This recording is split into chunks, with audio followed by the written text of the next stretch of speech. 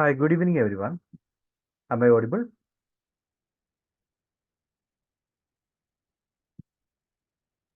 Yes, sir. Okay okay. So നമ്മളിന്ന് start ചെയ്യുവാണ് paper വണ്ണുമായി ബന്ധപ്പെട്ട് ഒരു 30 days ഇൻറ്റൻസീവ് പ്രിപ്പറേഷനാണ് നമ്മൾ എയിം ചെയ്യുന്നത്. സോ എത്രമാത്രം എഫിഷ്യൻ്റ് ആയിട്ട് നമ്മൾ ഈ ഒരു ബാച്ച് റൺ ചെയ്യുന്നു എന്നുള്ളത് യഥാർത്ഥത്തിൽ ആസ്പിരൻസിൻ്റെ കയ്യിൽ തന്നെയാണ്. അതായത് റെഗുലർലി നമ്മളിപ്പോൾ 3 സെഷൻസ് വീതമായിരിക്കും ഒരു സബ്ജക്റ്റിന് അലോക്കേറ്റ് ചെയ്തിരിക്കുന്നത്. ഈ 3 സെഷൻസിനകത്തും റിലേറ്റഡ് ആയിട്ടുള്ള MCQസും പ്രൊവൈഡ് ചെയ്യാം, അതോടൊപ്പം മെറ്റീരിയൽസും പ്രൊവൈഡ് ചെയ്യും. So it's up to you that you prepare in time. അതായത് ഓരോ ദിവസവുമുള്ള ടോപ്പിക്സ് അന്ന് തന്നെ കവർ ചെയ്ത് പോവുകയാണെങ്കിൽ that will be helpful. Okay.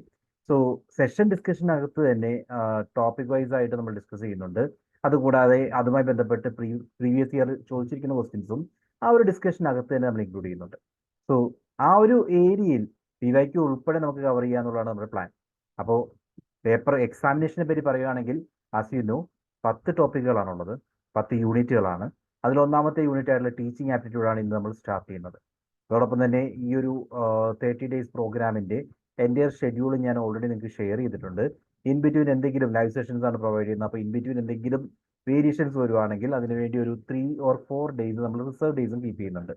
അപ്പോൾ ഏതെങ്കിലും സെഷൻസ് എന്തെങ്കിലും കാരണവശാൽ നടത്താൻ സാധിക്കുന്നില്ലെങ്കിൽ ആ റിസർവ് ഡേയ്സ് യൂസ് ചെയ്തുകൊണ്ടായിരിക്കും നമ്മൾ എൻ്റെ പ്രോഗ്രാമും കണ്ടക്ട് ചെയ്യുന്നത്. Okay. So that's our plan. നമ്മൾ ഇന്ന് ഡിസ്കസ് ചെയ്യുന്നത് ടൈം ഒട്ടും കളയാൻ നമുക്കില്ലാത്തതുകൊണ്ട് തന്നെ റൈറ്റ് അവേ നമുക്ക് ടോപ്പിക്കിലേക്ക് പോവാം. ഇത് നമ്മൾ ആദ്യം ഡിസ്കസ് ചെയ്യാൻ പോകുന്ന ഏരിയ ടീച്ചിങ് ആപ്റ്റിറ്റ്യൂഡ് ആണെന്ന് ഞാൻ പറഞ്ഞു.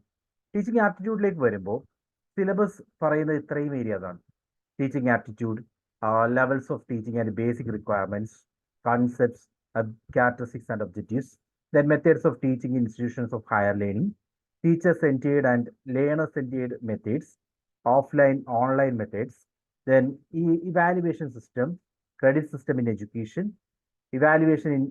innovations in evaluation system, computer-based testing, characteristics of adolescent and adult learner support material, learning environment, instructional facilities and institutions, modern, traditional and ICT enabled teaching support system. So ഇത്രയും ടോപ്പിക്കുകളാണ് നമ്മളുടെ teaching aptitude syllabus പ്രകാരം പറയുന്നത്. ഇതിൽ തന്നെ ഏറ്റവും important ആയിട്ടുള്ള കുറച്ച് ടോപ്പിക്കുകളൊക്കെ നമുക്ക് ഇതിൽ നിന്നും ഐഡന്റിഫൈ ചെയ്യാനൊക്കെ പറ്റും. അത് നമ്മളുടെ ഡിസ്കഷൻ ശേഷം നിങ്ങൾ ഏത് ഏരിയയിലാണ് കൂടുതൽ കോൺസെൻട്രേറ്റ് ചെയ്യേണ്ടത് ഡിസ്കഷനിലൂടെ തന്നെ നമുക്ക് പറഞ്ഞു പോവാം. Okay. So let me start. I hope all are ready, right? നമുക്ക് സ്റ്റാർട്ട് ചെയ്യാമല്ലോ.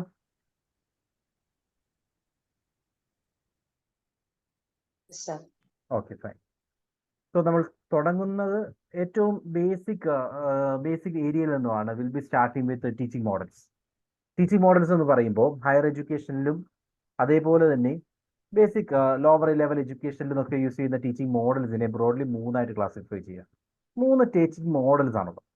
ഒന്ന് നമ്മൾ പറയും pedagogy, then andragogy, then heutagogy. So what is pedagogy? Pedagogy എന്ന് പറഞ്ഞു കഴിഞ്ഞാൽ it is traditional approach in teaching, mainly focused on instruction and guiding students. അതായത് നമ്മൾ യൂഷ്വലി ഉപയോഗിക്കുന്ന ഒരു ടേമാണ് പെഡഗോജി. ടീച്ചിങ്ങിന്റെ ഫിലോസഫി ആയിട്ടും ടീച്ചിങ്ങിന്റെ മെത്തേഡ് ആയിട്ടും ഒക്കെ നമ്മൾ പെഡഗോജിയെ ഡിഫൈൻ ചെയ്യാറുണ്ട്. എന്നാൽ യഥാർത്ഥത്തിൽ ലെവൽസ് ഡിഫൈൻ ചെയ്യുമ്പോൾ പെഡഗോജി എന്ന് പറയുന്നത് ഒരു ട്രഡീഷണൽ മെത്തേഡായിട്ടാണ് പറയാം. അതായത് ലോവർ ലെവൽ എഡ്യൂക്കേഷനിൽ നമ്മൾ ഫോളോ ചെയ്യുന്ന ടീച്ചറായിട്ട് എൻ്റെയർ കാര്യങ്ങളും എൻ്റെയർ സ്ട്രക്ചർ ഡിസൈഡ് ചെയ്യുന്ന ഒരു മെത്തേഡാണെങ്കിൽ അതിനെ പെഡഗോജി എന്ന് പറയാം. So it's A traditional approach in teaching, mainly focused on instruction and guiding students. അതാണ് അതിൻ്റെ ബേസിക് സ്കോപ്പ് വരുന്നത്. എങ്ങനെ ഇൻസ്ട്രക്ഷൻസ് പ്രൊവൈഡ് ചെയ്യുന്നു, അതോടൊപ്പം തന്നെ എങ്ങനെ സ്റ്റുഡൻസിനെ ഗൈഡ് ചെയ്യുന്നു. ഈ 2 കോർ ഏരിയയിലാണിത് കൂടുതലായിട്ടും കോൺസെൻട്രേറ്റ് ചെയ്യുന്നത്. Give me 1 minute. Okay, let's start. ചില ആളുകൾക്ക് ജോയിൻ ചെയ്യാനൊരു ബുദ്ധിമുട്ട് പറഞ്ഞു, അതാണ് ഞാൻ ക്രോസ് ചെക്ക് ചെയ്തത്. സോ എനിവേ ഓഡിബിൾ ആണല്ലോ അല്ലേ? ഇഷ്യൂ ഒന്നുമില്ലല്ലോ? ഓഡിയോയിൽ എന്തെങ്കിലുമൊക്കെ ഇഷ്യൂ വരുവാണെങ്കിൽ പറയാം. ആൻഡ് ഇൻ ബിറ്റ്വീൻ എന്തെങ്കിലും കൺഫ്യൂഷൻ വരുവാണെങ്കിലും നിങ്ങൾക്ക് കമൻ്റ് ആയിട്ട് പറയാം, അല്ലെങ്കിൽ മൈക്ക് ഓൺ ചെയ്ത് പറയാം. അതൊന്നും ഒരു പ്രശ്നമില്ല. ഇന്ററാക്ട് ചെയ്യുക കേട്ടോ. സൈഡ് പെഡഗോജി എന്താണ്? ട്രഡീഷണൽ അപ്രോച്ച് ആണ്. ട്രഡീഷണൽ അപ്രോച്ച് എന്ന് പറയുമ്പോൾ it is concentrating on 2 things, ഇൻസ്ട്രക്ഷനിലും അതേപോലെ എങ്ങനെയാണ് സ്റ്റുഡൻസിനെ ഗൈഡ് ചെയ്യുന്നത്. ഈ രണ്ട് ഏരിയയിൽ കോൺസെൻട്രേറ്റഡ് ആണ് പെഡഗോജിക്കൽ അപ്രോച്ച് എന്ന് പറയാം. ഓക്കെ. സോ പെഡഗോജി കുറച്ച് മെത്തേഡ്സുമായിട്ട് കമ്പയർ ചെയ്യുവാണെങ്കിൽ ഏതൊക്കെ മെത്തേഡ്സ് ആണ് പെഡഗോജിക്കൽ സ്റ്റൈലിൽ മാച്ച് ചെയ്യുന്നത് എന്ന് പറയുകയാണെങ്കിൽ you can see lecture method. ഏറ്റവും ബേസിക് ലെവലിലുള്ള ഇൻസ്ട്രക്ഷൻ മെത്തേഡായിട്ട് നമ്മൾ ലെക്ചർ മെത്തേഡിനെ പറയും. അതായത് teacher presents the information and students listen and take notes. ആ ഒരു കൺസെപ്റ്റ് ടീച്ചർ എല്ലാം പറഞ്ഞു കൊടുക്കുന്നു, എല്ലാ ഇൻസ്ട്രക്ഷനും ടീച്ചറായിട്ട് ക്രിയേറ്റ് ചെയ്തിട്ട് ടീച്ചർ അത് ക്ലാസ് റൂമിൽ അവതരിപ്പിക്കുന്നു. സ്റ്റുഡൻസ് അത് കേട്ട് നോട്ട് ടേക്കിംഗ് ചെയ്യുന്നു. ആ ഒരു മെത്തേഡ് എന്ന് പറഞ്ഞു കഴിഞ്ഞാൽ പെഡഗോജിക്കൽ മെത്തേഡ് എക്സാമ്പിൾ ആണ്.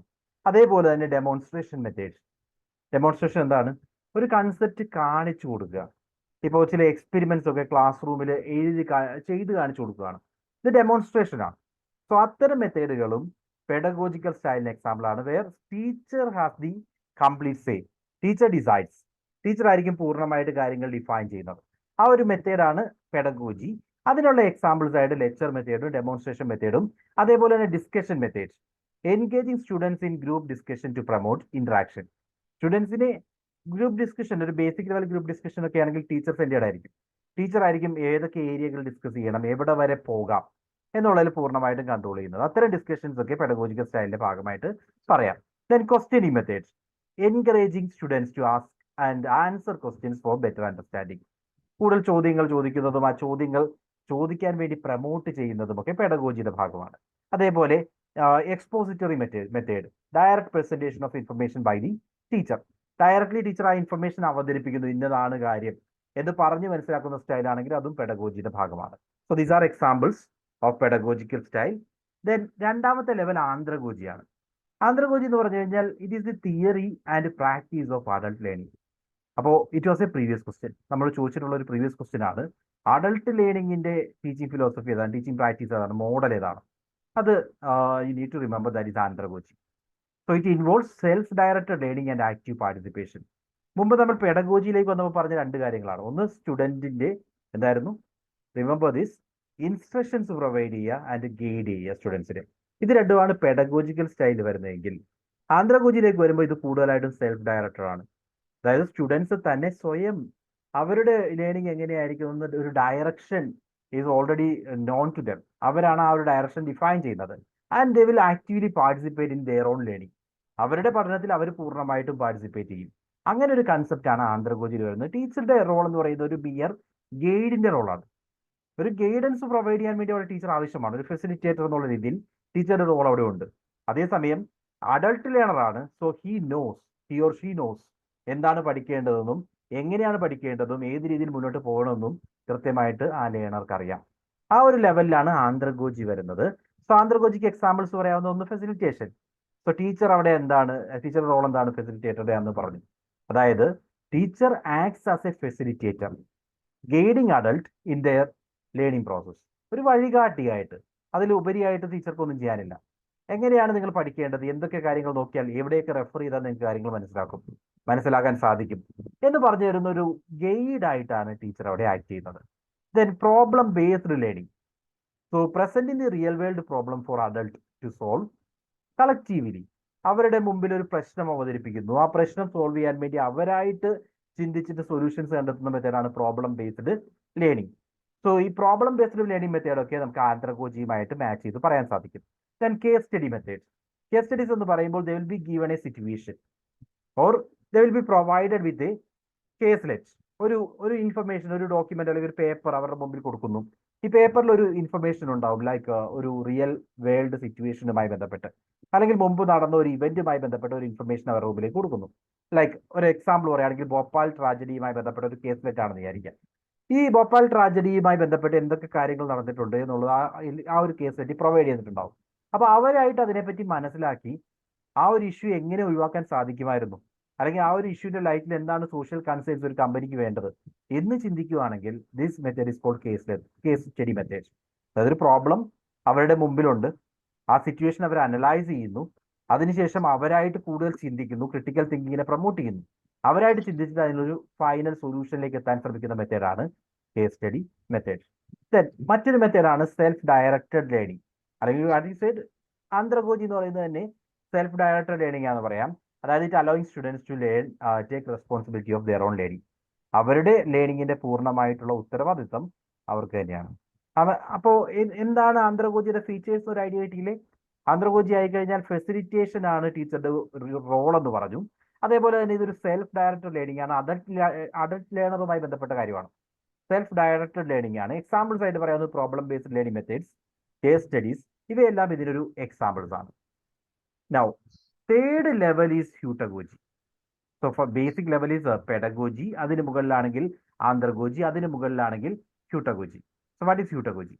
Hutagogy is a learner-centered approach where learners take control of their own learning, setting their own goals and strategies. ഇവിടെ ടീച്ചർക്ക് യാതൊരു ഡയറക്റ്റ് റോളും ഉണ്ടെന്ന് പറയാൻ സാധിക്കില്ല. ബിക്കോസ് ലേണറാണ് പൂർണ്ണമായിട്ടും അവരുടെ ലേണിംഗ് എങ്ങനെ നടക്കണമെന്നും അവരുടെ ഗോൾസ് എന്തായിരിക്കണമെന്നും അവരെങ്ങനെ ലേൺ ചെയ്യണം, അതിന് ഉപയോഗിക്കുന്ന സ്ട്രാറ്റജീസ് എന്തൊക്കെ ആയിരിക്കണം എന്നൊക്കെ പൂർണ്ണമായിട്ട് തീരുമാനിക്കുന്നത് ലേണർ ആയിരിക്കും. സോ ഒരു ഹൈ എൻഡ് എന്ന് പറയാം. അതായത് ഇവരെ സംബന്ധിച്ച് ഇവരിപ്പോൾ റിസർച്ചേഴ്സിന് എടുക്കുക. റിസർച്ചേഴ്സ് എന്ന് പറഞ്ഞാൽ അവരെന്താ ചെയ്യുന്നത്? അവർ ആക്ച്വലി ആ ഒരു ലെവലിൽ നിന്നുകൊണ്ട് കൂടുതലായിട്ട് മനസ്സിലാക്കാൻ ശ്രമിക്കുന്നത്. സോ അവരുടെ ആ ഒരു basic level pedagogical level is done. Andragogical ലെവലും മുകളിലേക്ക് പോകുന്നു. അതിന് മുകളിൽ ഇരുന്നിട്ട് സ്വന്തമായിട്ട് കൂടുതൽ കാര്യങ്ങൾ പഠിക്കണം എന്ന് താല്പര്യപ്പെടുവാണെങ്കിൽ അതൊക്കെ നമുക്കൊരു പരിധി വരെ ഹ്യൂട്ടഗോജിയുടെ ഭാഗമാണെന്ന് പറയാം. ഓക്കെ, ഹ്യൂട്ടഗോജിയുടെ ടീച്ചിങ് മെത്തേഡ്സ് പറയുകയാണെങ്കിൽ പ്രോജക്റ്റ് ബേസ്ഡ് ലേണിംഗ്, അതായത് allowing learners to explore and create projects based on their own interest. അവർക്ക് ഇഷ്ടമുള്ള ഏരിയാസ് കൂടുതലായിട്ട് പഠിക്കാൻ വേണ്ടിയുള്ള ഓപ്ഷൻസ് കൊടുക്കുക, പ്രോജക്ട്സ് ക്രിയേറ്റ് ചെയ്യുക, അവരുടേതായ പുതിയ പ്രോജക്റ്റുകൾ ഏറ്റെടുത്ത് അത് ചെയ്ത് പഠിക്കാനുള്ള അവസരങ്ങൾ ഒരുക്കുക. ഇതൊക്കെ ഹ്യൂട്ടഗോജിക്ക് എക്സാമ്പിൾ ആണ്. Then open ended enquiry, that means encouraging learners to explore topics independently. അതായത് അവര് വാട്ട് ടു സേ പുതിയ കാര്യങ്ങൾ മനസ്സിലാക്കാൻ ശ്രമിക്കുന്നവരാണ്. പുതുതായിട്ട് കാര്യങ്ങൾ ഐഡന്റിഫൈ ചെയ്യുകയും പുതിയ കാര്യങ്ങൾ മനസ്സിലാക്കാൻ വേണ്ടിയുമാണ് ഇത്തരം ലേണിംഗ് കണ്ടക്ട് ചെയ്യുന്നത്. So it's an open ended enquiry. Means that topic അവർക്ക് ഇൻഡിപെൻഡൻ്റ് ആയിട്ട് ചൂസ് ചെയ്യാം. അവരുടേതായ ഒരു ടോപ്പിക് അവർ ചൂസ് ചെയ്യുന്നു, അവരായിട്ട് അത് തന്നെ പഠിക്കുന്നു. ആ ഒരു മെത്തേഡാണ് അവിടെ വരുന്നത്. Then portfolio assessment. Portfolio assessment എന്ന് പറഞ്ഞു കഴിഞ്ഞാൽ letting learners compile and assess their work to showcase their learning journey. അതായത് ഇതുവരെ അവർ എന്തൊക്കെ പഠിച്ചിട്ടുണ്ട്, ഇതുവരെ എന്തൊക്കെയാണ് അവരുടെ ലേണിങ്ങിന്റെ ഭാഗമായിട്ടുള്ളത്, ഇതെല്ലാം മനസ്സിലാക്കിക്കൊണ്ടായിരിക്കും അവർ ഫ്യൂച്ചർ ലേണിംഗ് ഹാപ്പൻ ചെയ്യുന്നത്. സോ പോർട്ട്ഫോളിയോ അസസ്മെന്റ് ഒക്കെ ഒരു പരിധിവരെ ഹ്യൂട്ടഗോജിയുടെ ഭാഗമാണ്. അതായത് ഇതുവരെ അവർ എന്തൊക്കെ കാര്യങ്ങൾ അവരുടെ ലേണിംഗ് ജേർണിയുടെ ഭാഗമായിട്ട് നേടിയെടുത്തിട്ടുണ്ട്, ആ നോളജ് ഫയലിനെയാണ് നമ്മൾ പോർട്ട്ഫോളിയോ എന്ന് പറയുന്നത്. ആ പോർട്ട്ഫോളിയോ അസസ്മെന്റിന് ശേഷമായിരിക്കും ഫർദർ ലേണിംഗ് ഹാപ്പൻ ചെയ്യുന്നത്. അങ്ങനെ പോർട്ട്ഫോളിയോ അസസ്മെന്റ് ഒക്കെ ഹ്യൂട്ടഗോജിയുടെ ഭാഗമാണ്. Then personal learning networks, connecting with others to learn collaboratively. So ഈ പേഴ്സണൽ ലേണിംഗ് നെറ്റ്വർക്ക് ഒക്കെ ഏതൊരു ലെവലിൽ വരുന്ന ആലോചിച്ചാൽ മതി. നമ്മളായിട്ട് തന്നെ നമ്മളുടെ ലേണിംഗ് നെറ്റ്വർക്ക്സ് ഡിഫൈൻ ചെയ്യുക, നമ്മൾ മറ്റുള്ളവരുമായിട്ട് കൊളാബറേറ്റ് ചെയ്ത് പേപ്പേഴ്സ് ക്രിയേറ്റ് ചെയ്യുക, പുതിയ പുതിയ പേപ്പേഴ്സ് എഴുതുക. ഇതൊക്കെ എവിടെയാണ് വരുന്നത്? ഒരു പരിധി വരെ ഏറ്റവും ഹയസ്റ്റ് ലെവലിലാണ്. അതാണ് ഹ്യൂട്ടഗോജി എന്ന് പറയുന്നത്. ഓക്കെ, സോ 3 ലെവൽസ് ഓഫ് ലേണിങ്ങിനെ പറ്റി നമ്മൾ പറഞ്ഞു. ആദ്യത്തത് പെഡഗോജി ആയിരുന്നു. ഇവിടെ എന്താണ് ഫീച്ചേഴ്സ് എന്ന് ഓർക്കുക. ഇതൊരു ട്രഡീഷണൽ അപ്രോച്ച് ആണ് where teacher focusing on instruction and guidance.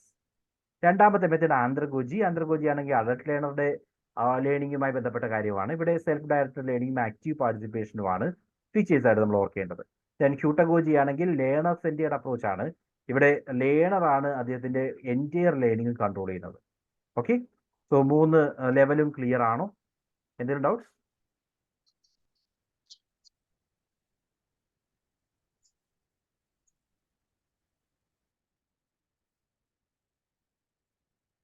Any doubts please? Clear ആണെങ്കിൽ പ്ലീസ് യെസ് ഒന്ന് മെസ്സേജ് ഇട്ടാലും മതി. That's fine. ഓക്കെ, സോ സമ്മറിയിൽ 3 കാര്യങ്ങളൊന്ന് മനസ്സിലാക്കി പോകാം. പെഡഗോജി എന്താണ്? Pedagogy focus on teacher centred method suitable for traditional classroom setting. Whereas andragogy എന്ന് പറഞ്ഞു കഴിഞ്ഞാൽ it is centred around adult learner learning methods ആണ്, emphasising on self directed learning and practical application. ഇനി അതിന് മുകളിലേക്ക് പോയി കഴിഞ്ഞാൽ ഹ്യൂട്ടഗോജിയാണ്. ഇതൊരു highly learner centred approach where it promotes autonomy and self directed learning. Autonomy, സ്വയം കാര്യങ്ങൾ തീരുമാനിക്കാൻ സാധിക്കുന്നുണ്ട്. അതേപോലെ അവർ സ്വന്തമായിട്ടാണ് അവരുടെ ലേണിംഗ് ജേർണി തന്നെ തീരുമാനിക്കുന്നത്, ക്രാഫ്റ്റ് ചെയ്യുന്നത്. അതാണ് ഹ്യൂട്ടഗോജി.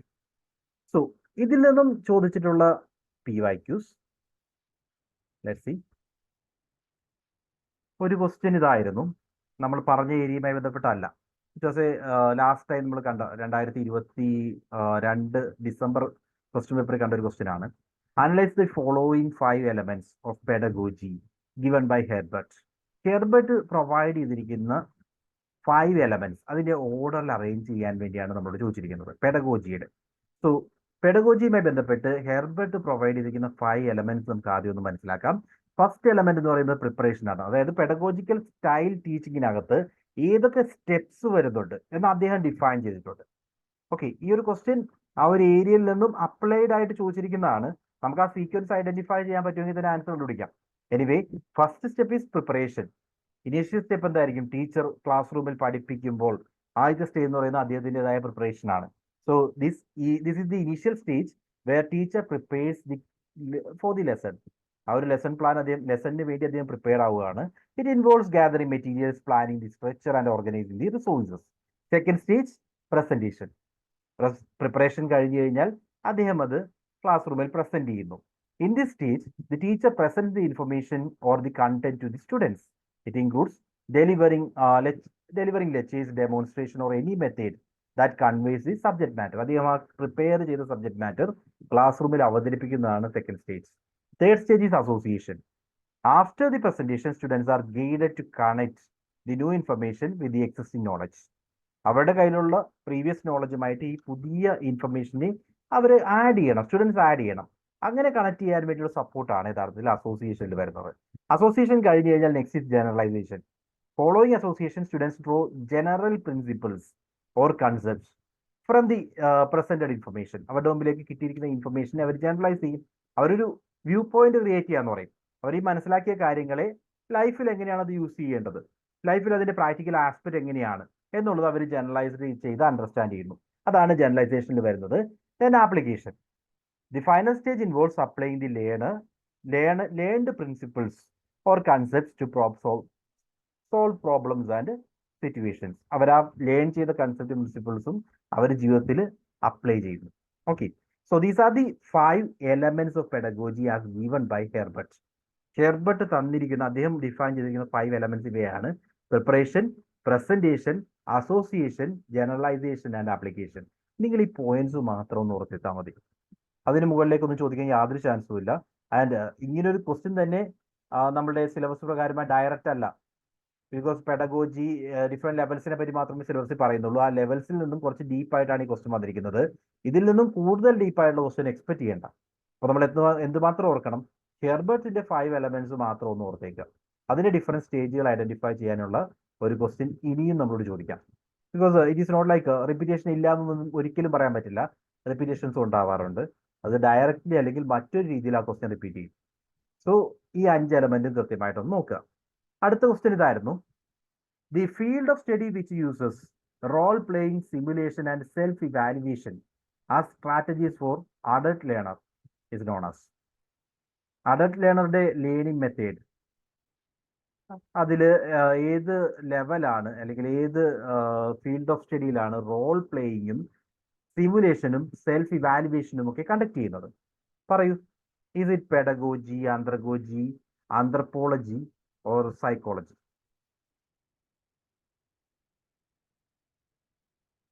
ഓക്കെ, ബി തന്നെയാണ്. എവിടെയൊക്കെ നിങ്ങൾ ഈ ഒരു അഡൾട്ട് ലേണർ കാണുവാണെങ്കിലും അവിടെ നമ്മുടെ ആദ്യത്തെ ആൻസർ എന്ന് പറയുന്നത് എപ്പോഴും ആന്ത്രഗോജി ആയിരിക്കണം കേട്ടോ. അതിന് മുകളിലേക്ക് വരുവാണ്, ഇപ്പൊ റിസർച്ച് ലെവലിലേക്ക് പറ്റിയാണ് ചോദിക്കുന്നതെങ്കിൽ അവിടെയാണ് നമ്മൾ ക്യൂട്ടഗോജിയെ പറ്റി പറയേണ്ടത്. അതർവൈസ് അഡൾട്ട് ലേണറുടെ ലേണിംഗ് എന്ന് പറയുന്നത് ആന്ത്രഗോജി തന്നെയാണ്. ഓക്കെ, അപ്പൊ ഈ 2 ക്വസ്റ്റ്യൻസ് ആണ് റീസെന്റ് ക്വസ്റ്റ്യൻ പേപ്പറിൽ ഈ ഒരു ഏരിയയുമായി ബന്ധപ്പെട്ട് ചോദിച്ചു കണ്ടത്. Okay, moving on. നമ്മൾ ഇന്ന് ഡിസ്കസ് ചെയ്യുന്ന രണ്ടാമത്തെ ഏരിയ ലെവൽസ് ഓഫ് ടീച്ചിങ് ആണ്. നമ്മൾ ആദ്യം മെത്തേഡ്സ് ഓഫ് ടീച്ചിങ് ആണ് പറഞ്ഞത്. രണ്ടാമത്തെ area levels of teaching. Levels of teaching എന്ന് പറയുമ്പോൾ 3 ലെവലുകളാണുള്ളത്. ടീച്ചിങ് ലെവൽസിനെ 3 ലെവൽസ് ആയിട്ട് ഡിവൈഡ് ചെയ്തിട്ടുണ്ട്. ഏറ്റവും ബേസിക് ലെവൽ മെമ്മറി ലെവൽ, അതിന് മുകളിൽ അണ്ടർസ്റ്റാൻഡിംഗ് ലെവൽ, അതിന് മുകളിൽ reflective level. Okay, memory level, understanding level and reflective level. Memory level എന്ന് പറഞ്ഞു കഴിഞ്ഞാൽ at this level the focus is on recalling facts and information. The emphasis is on rote memorisation without deep understanding of the content. അതായത് നമ്മളിപ്പോൾ കാണാപ്പാഠം പഠിപ്പിക്കുക എന്ന് പറയില്ലേ, അതാണ് memory ലെവലിൽ ഹാപ്പൻ ചെയ്യപ്പെടുന്നത്. ഇപ്പോൾ റോട്ട് മെമ്മറൈസേഷന് വേണ്ടിയാണ് ക്ലാസ് പ്രൊവൈഡ് ചെയ്യുക. ഇത് ഏത് ലെവലിലായിരിക്കും? ഒരു സ്കൂൾ എഡ്യൂക്കേഷനിലെ ഏറ്റവും പ്രൈമറി ലെവൽസിലൊക്കെ നമ്മൾ എഡ്യൂക്കേഷൻ പ്രൊവൈഡ് ചെയ്യുമ്പോൾ ഈ ഒരു വേ ആണ് യൂസ് ചെയ്യുക.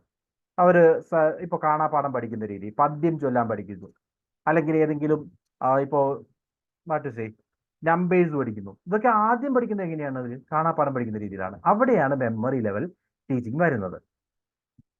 സോ മെമ്മറി ലെവൽ ടീച്ചിങ്ങിന്റെ ലേണിംഗ് മെത്തേഡ്സ് ആയിട്ട് പറയുന്നത് എന്തൊക്കെയായിരിക്കും? Repetition and rote memorisation. ആ കാര്യങ്ങൾ വീണ്ടും വീണ്ടും റിപ്പീറ്റ് ചെയ്ത് മനസ്സിൽ കയറ്റി വെക്കുന്ന ആ ഒരു രീതി. Repeating information to commit to memory. അതേപോലെ ഫ്ലാഷ് കാർഡുകൾ ഉപയോഗിക്കുക. ലൈക്ക് ഫ്ലാഷ് കാർഡൊക്കെ ഉപയോഗിച്ചുകൊണ്ട് ലേണിംഗ് കുറച്ചുകൂടി ഈസി ആക്കാൻ ശ്രമിക്കാം. ഓക്കെ. അതേപോലെ ക്യൂസസ് ആൻഡ് ടെസ്റ്റ്. ഈ ക്യൂസസിലൊക്കെ ഫാക്റ്റുകളായിരിക്കും. ഫാക്റ്റുകൾ കൂടുതൽ മനസ്സിലാക്കി കൊടുക്കാനാണെങ്കിൽ അവിടെ യൂസ് ചെയ്യാവുന്ന മെത്തേഡാണ് memory level teaching. Okay. Advantage പറയുകയാണെങ്കിൽ മെമ്മറി ലെവൽ ടീച്ചിങ്ങിന്റെ അഡ്വാൻറ്റേജ് എന്തൊക്കെയായിരിക്കും? കാണാപ്പാടമാണ് പഠിക്കുന്നതെന്ന് പറഞ്ഞു, റൈറ്റ്. ഇപ്പോൾ ഫാക്റ്റുകൾ ലൈക്ക് നമ്മളിപ്പോൾ ഇന്ത്യയുടെ ക്യാപിറ്റൽ ഏതാണെന്ന് പഠിച്ചു, അല്ലെങ്കിൽ ഇന്ത്യയിലുള്ള സംസ്ഥാനങ്ങൾ ഏതാണെന്ന് പഠിച്ചു. ഇതൊക്കെ യഥാർത്ഥത്തിൽ എങ്ങനെയാണ് ആദ്യം പഠിക്കുന്നത്? റോട്ട് മെമ്മറൈസേഷൻ വഴിയാണ്, റൈറ്റ്. അത്തരത്തിൽ ഫാക്റ്റുകൾ മനസ്സിലാക്കാനാണെങ്കിൽ ഈ ഒരു മെത്തേഡ് ഹെൽപ്ഫുൾ ആയിരിക്കും. Quick acquisition of basic facts. ആ ഒരു ബേസിക് നോളജ് നമ്മൾ നേടിയെടുക്കുന്നത് ഈ ഒരു മെമ്മറി ലെവൽ ലേണിങ്ങിലൂടെയാകാം. അതേപോലെ assessment is relatively straightforward. Direct assessment ആണ്. അവർക്ക് എന്ത് മനസ്സിലായി, എന്ത് മനസ്സിലായില്ല, ഇതാണ് നമുക്കിവിടെ കണ്ടെത്താൻ സാധിക്കുക. പക്ഷെ ഇതിന്റെ ഡിസഡ്വാൻറ്റേജ് പറയുകയാണെങ്കിൽ limited application of knowledge in real life situation. അവരവിടെ പഠിച്ച് മനസ്സിലാക്കിയെടുക്കുന്ന കാര്യങ്ങൾ എന്താണെന്ന് മനസ്സിലാക്കിയല്ല പഠിച്ചിരിക്കുന്നത്, അല്ലെങ്കിൽ എന്തുകൊണ്ടാണെന്ന് അവർ കമ്പയർ ചെയ്തിട്ടില്ല, എക്സാമ്പിൾസിലൂടെ മനസ്സിലാക്കി എടുക്കുന്നില്ല. അങ്ങനെ വരുമ്പോൾ അവർക്ക് ലൈഫിൽ അത് ഉപയോഗിക്കാൻ സാധിക്കാതെ പോകും. അതേപോലെ രണ്ടാമത്തെ limitation encourages surface level learning. ഏറ്റവും ബേസിക് ലെവൽ ലേണിംഗ് ആണ്. They are not applying any thinking skills. അതൊന്നും സംഭവിക്കുന്നില്ല. മെമ്മറി കോഗ്നിറ്റീവ് ലെവലാണ്. വെറുതെ കാണാപ്പാടം പഠിക്കുന്ന വേയിലായിരിക്കും ആ ഒരു ലേണിംഗ് ഹാപ്പൻ ചെയ്യുന്നത്. അതാണ് സർഫസ് ലെവൽ ലേണിങ്ങിനെ എൻകറേജ് ചെയ്യുന്നു എന്ന് പറയാനുള്ള കാരണം. ഇത് രണ്ടുമാണ് ഈ ഒരു മെത്തേഡ് ലിമിറ്റേഷൻസ് ആയിട്ട് നമുക്ക് ഐഡന്റിഫൈ ചെയ്യാൻ പറ്റുന്നത്. ദെൻ ഏറ്റവും ബേസിക് ലെവൽ മെമ്മറി ലെവലാണ്. അതിന് മുകളിലേക്ക് വന്നു കഴിഞ്ഞാൽ next level is understanding level. Understanding level എന്ന് പറഞ്ഞു കഴിഞ്ഞാൽ at this level it aims for comprehension and interpretation of information. ഒരു കാര്യം എന്താണെന്ന് മനസ്സിലാക്കിയെടുക്കാൻ വേണ്ടി ശ്രമിക്കും. അണ്ടർസ്റ്റാൻഡിംഗ്. ഓക്കെ. അതായത് നോർമലി ടീച്ചറുടെ ടീച്ചിങ് സ്ട്രാറ്റജീസ് എന്ന് പറഞ്ഞു കഴിഞ്ഞാൽ ഇവിടെ പോസിറ്റീവ് ആൻഡ് നെഗറ്റീവ് എക്സാമ്പിൾസ് ഒക്കെ പറഞ്ഞുകൊണ്ട് കാര്യങ്ങൾ സ്റ്റുഡൻസിനെ കണക്ട് ചെയ്യാൻ സഹായിച്ചു കൊടുക്കും. ഒരു ഇവന്റ് പറഞ്ഞിട്ട് അതിന്റെ കുറച്ച് പോസിറ്റീവ് എക്സാമ്പിൾസ്, അതിന്റെ കുറച്ച് നെഗറ്റീവ് എക്സാമ്പിൾസ്, ഇത് പറഞ്ഞുകൊണ്ട് ആ ഇൻഫർമേഷൻ എന്താണെന്ന് പൂർണ്ണമായിട്ട് മനസ്സിലാക്കി കൊടുക്കാൻ വേണ്ടിയായിരിക്കും ടീച്ചർ ട്രൈ ചെയ്യുന്നത്. ആ ഒരു ലെവലിലാണ് നമ്മൾ അണ്ടർസ്റ്റാൻഡിംഗ് ലെവൽ എന്ന് പറയുന്നത്. Okay. So this level aim for comprehension and interpretation of information. Students are expected to grasp the meaning of the concept and demonstrate a more profound understanding. അവർ ആ concept എന്താണെന്ന് മനസ്സിലാക്കിയാണ് പഠിക്കുന്നത്. വേറെ മെമ്മറി ലെവലിലാണെങ്കിലോ അവർ ആ information എന്താണെന്ന് മനസ്സിലാക്കുന്നില്ല, പകരം കാണാതെ അങ്ങ് പഠിച്ചു വയ്ക്കുകയാണ്. ഇതാണ് മെമ്മറി ലെവലും അണ്ടർസ്റ്റാൻഡിംഗ് ലെവലും തമ്മിലുള്ള ഡിഫറൻസ്. സോ ലേണിംഗ് മെത്തേഡ്സ് പറയുകയാണെങ്കിൽ മെമ്മറി ലെവലിൽ എന്തൊക്കെ മെത്തേഡുകൾ ഉപയോഗിക്കാം? കൺസെപ്റ്റ് മാപ്പിംഗ്, അതായത് create visual representations to understand the relationship between concepts. ആ കൺസെപ്റ്റ് കൃത്യമായിട്ട് മനസ്സിലാക്കാൻ വേണ്ടി നമ്മൾ മൈൻഡ് മാപ്പുകൾ ക്രിയേറ്റ് ചെയ്യുന്നു. മൈൻഡ് മാപ്പ് ചാർട്ടുകളൊക്കെ പ്രിപ്പയർ ചെയ്യില്ലേ, കണക്ഷൻസ് മനസ്സിലാക്കാൻ വേണ്ടി. അത്തരം മെത്തേഡുകളൊക്കെ അണ്ടർസ്റ്റാൻഡിംഗ് ലെവലിന് എക്സാമ്പിൾ ആണ്. Then discussion based learning, encouraging in group discussion to deepen understanding. അതായത് ടീച്ചർ യൂസ് ചെയ്യുന്നത് എന്തായിരിക്കും? ഡിസ്കഷൻസ് കണ്ടക്ട് ചെയ്യുന്നു. അതുവഴി ആ ഒരു കാര്യം എന്താണെന്ന് കൂടുതൽ ഡീപ്പായിട്ട് മനസ്സിലാക്കാൻ സ്റ്റുഡൻസിനെ സഹായിക്കും. Then real life examples, positive and negative examples provide ചെയ്യുമെന്ന് പറഞ്ഞു. അതൊരു പ്രീവിയസ് ക്വസ്റ്റ്യൻ ആയതുകൊണ്ടാണ് ഞാൻ വീണ്ടും പറയുന്നത്. പോസിറ്റീവ് ആൻഡ് നെഗറ്റീവ് എക്സാമ്പിൾസ് കൊടുത്തുകൊണ്ട് കാര്യങ്ങൾ മനസ്സിലാക്കി കൊടുക്കാൻ ശ്രമിക്കുന്നത് ഏത് ലെവലിലാണ്? അണ്ടർസ്റ്റാൻഡിംഗ് ലെവലിലാണ്. ടീച്ചർ പോസിറ്റീവും നെഗറ്റീവ് എക്സാമ്പിൾസ് ഒക്കെ ഉപയോഗിച്ച് കാര്യം കൂടുതൽ ഡീപ്പായിട്ട് മനസ്സിലാക്കി കൊടുക്കുന്നത് അണ്ടർസ്റ്റാൻഡിംഗ് ലെവലിലാണ്. So real life examples, applying concept to real world scenarios for practical comprehension. അവർക്ക് ആ റിയൽ ലൈഫ് എക്സാമ്പിൾസ് ഒക്കെ കൊടുത്തുകൊണ്ട് കാര്യങ്ങൾ മനസ്സിലാക്കി കൊടുക്കുന്ന സ്റ്റേജ് ആണ് അണ്ടർസ്റ്റാൻഡിംഗ് ലെവൽ. ഓക്കെ. അഡ്വാൻറ്റേജ് പറയുകയാണെങ്കിൽ encourages critical thinking and analysis. കൂടുതലായിട്ട് ചിന്തിക്കുന്നുണ്ട് ഏറ്റവും ബേസിക് ലെവലിൽ മാത്രം കേട്ടോ. അതായത് ക്രിട്ടിക്കൽ തിങ്കിങ് എന്ന് പറയുമ്പോൾ ഒരിക്കലും അവർ സ്വന്തമായിട്ട് കാര്യങ്ങളെ ഡിഫൈൻ ചെയ്യുന്നത് വിചാരിക്കരുത്. അണ്ടർസ്റ്റാൻഡിങ്ങിന് വേണ്ടിയുള്ള തിങ്കിങ് മാത്രം, അതെന്താണ് ആ കണക്ഷൻ എന്ന് മനസ്സിലാക്കാൻ വേണ്ടിയുള്ള തിങ്കിങ് മാത്രമാണ് ഈ ഒരു ലെവൽ വരുന്നത്. സോ ഇറ്റ് കാനോട്ട് ബി ഒരു ക്രിട്ടിക്കൽ തിങ്കിങ്ങിന്റെ പ്രോപ്പർ ഡെഫിനിഷൻ അവിടെ പറയാൻ സാധിക്കില്ല. എന്തുകൊണ്ടാണെന്ന് വെച്ച് കഴിഞ്ഞാൽ ഇവിടെ അണ്ടർസ്റ്റാൻഡിങ് മാത്രമേ നടക്കുന്നുള്ളൂ. അല്ലാതെ അവർ സ്വന്തമായിട്ട് പുതിയ തിയറിയിലേക്ക് പോകുന്നില്ല. Okay, facilitate A better understanding of the subject matter. ആ സബ്ജക്ട് മാറ്ററിനെ കൃത്യമായിട്ട് മനസ്സിലാക്കാനും അതിനെ കൂടുതൽ റിലേഷൻസ് കൊടുത്തുകൊണ്ട് കണക്ഷൻസ് കൊടുക്കാനും കൺസെപ്റ്റ് മാപ്പ് ചെയ്യാനും ഒക്കെ ഈ മെത്തേഡ് ഹെൽപ്ഫുൾ ആയിരിക്കും. ലിമിറ്റേഷൻസ് പറയുകയാണെങ്കിൽ may still lack practical application. അവർക്കതറിയാം, തിയറിറ്റിക്കലി അറിയാം, പക്ഷേ അവർക്കത് പ്രാക്ടിക്കലി അപ്ലൈ ചെയ്യുക എന്ന് പറയുന്നത് ഡിഫിക്കൽട്ട് ആയിരിക്കാം. Then requires more time and effort than memory level. Memory ലെവലിനേക്കാൾ കൂടുതൽ സമയവും എഫേർട്ടും ടീച്ചറും സ്റ്റുഡൻറ്റും ഇതിനു വേണ്ടി കൊടുക്കേണ്ടി വരും. ഓക്കെ, ദെൻ മൂന്നാമത്തെ ലെവലാണ് റിഫ്ലക്റ്റീവ് ലെവൽ. റിഫ്ലക്റ്റീവ് ലെവൽ എന്ന് പറഞ്ഞു കഴിഞ്ഞാൽ it involves critical thinking, analysis and the ability to apply knowledge in various context. It goes beyond understanding and involves synthesis and evaluation. So, ഈ ഒരു ലെവലിലേക്ക് വരുമ്പോൾ വാട്ട് വിൽ ഹാപ്പൻ? സ്റ്റുഡൻസ് കൂടുതൽ ചിന്തിക്കും, students കൂടുതൽ ചോദ്യങ്ങൾ ചോദിക്കും, അവരുടേതായ കാര്യങ്ങൾ അവരായിട്ട് മനസ്സിലാക്കിയ പുതിയ കൺസെപ്റ്റുകൾ അവർ ക്ലാസ് റൂമുകളിൽ അവതരിപ്പിക്കും. ആ ഒരു മെത്തേഡാണ് റിഫ്ലക്റ്റീവ് ലെവൽ. ഇവിടെ ടീച്ചറിന്റെ പോസിറ്റീവ് നെഗറ്റീവ് എക്സാമ്പിൾസ് മാത്രമല്ല, അതിലുപരിയായിട്ട് അവർ പുതിയ കാര്യങ്ങൾ മനസ്സിലാക്കുന്നു, അതിനെ അവർ റിയൽ ലൈഫ് സിറ്റുവേഷനിൽ അപ്ലൈ ചെയ്യുന്നു, അതിൽ നിന്നും പുതിയ നോളജ് സ്റ്റുഡൻറ് ഗെയിൻ ചെയ്യുന്നു. ആ ഒരു ലെവലിനെയാണ് നമ്മൾ റിഫ്ലക്റ്റീവ് ലെവൽ എന്ന് പറയുന്നത്. So critical thinking and analysis happen ചെയ്യുന്നത് റിഫ്ലക്റ്റീവ് ലെവലിലാണ്. Okay, so they have the ability to apply knowledge in various context. അവർ ഗെയിൻ ചെയ്തിരിക്കുന്ന ഈ നോളജ് അവർ പല കോണ്ടെക്സ്റ്റുകളിൽ അവതരിപ്പിച്ചുകൊണ്ട് കൂടുതൽ ബെറ്റർ ആയിട്ട് കാര്യങ്ങളെ മനസ്സിലാക്കിയെടുക്കാനും ശ്രമിക്കും. Learning methods, as we said, case study. Case study ഇത്തരത്തിൽ ഒരു ക്രിട്ടിക്കൽ തിങ്കിങ്ങിനെ ഫെസിലിറ്റേറ്റ് ചെയ്യുന്ന ഒരു ലേണിംഗ് മെത്തേഡാണ്. Analysing real world cases to promote critical thinking. രണ്ടാമതായി ഡിബേറ്റ് ആൻഡ് ഡിസ്കഷൻ. ഡിബേറ്റ്സും ഡിസ്കഷനും ഒക്കെ വഴി they will be able to know new things. അവർ ഷെയർ ചെയ്യപ്പെടുന്ന നോളജൊക്കെ പുതുതായിട്ട് അവരുടെ എക്സിസ്റ്റിംഗ് സ്റ്റോക്ക് ഓഫ് നോളജിലേക്ക് ആഡ് ചെയ്യപ്പെടുന്നു, കൂടുതൽ ചിന്തിക്കാനൊക്കെ ഇത് സഹായിക്കും.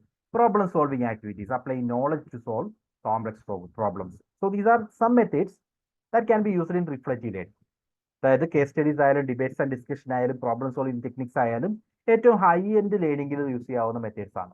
Okay, so as we said there are 3 levels of teaching. 3 ലെവലാണ് ടീച്ചിങ്ങിന് വരുന്നത്. ഒന്ന് memory level, 2 understanding level, and third one is reflective level. ഇപ്പോൾ നിങ്ങൾ ഓർക്കുക, ഈ പറയുന്ന അഡ്വാൻറ്റേജ് ആൻഡ് ഡിസഡ്വാൻറ്റേജ് കൂടി പറയാനുണ്ട് റിഫ്ലക്റ്റീവ് ലെവലിന്റെ. റിഫ്ലക്റ്റീവ് ലെവൽ എന്ന് പറയുമ്പോൾ യു ക്യാൻ സി അഡ്വാൻറ്റേജ് പറയുകയാണെങ്കിൽ promotes higher order thinking skills. ഒരു ബേസിക് ലെവൽ തിങ്കിങ് സ്കിൽസ് ആണെങ്കിൽ അത് നമുക്ക് അണ്ടർസ്റ്റാൻഡിങ് ലെവലിൽ കാണാം. അതിനു മുകളിലേക്ക് കൂടുതൽ ചിന്തിക്കാനുള്ള എബിലിറ്റിയാണ് റിഫ്ലക്റ്റീവ് ലേണിംഗിൽ ക്രിയേറ്റ് ചെയ്യപ്പെടുന്നത്. Encourages creativity and independent thinking.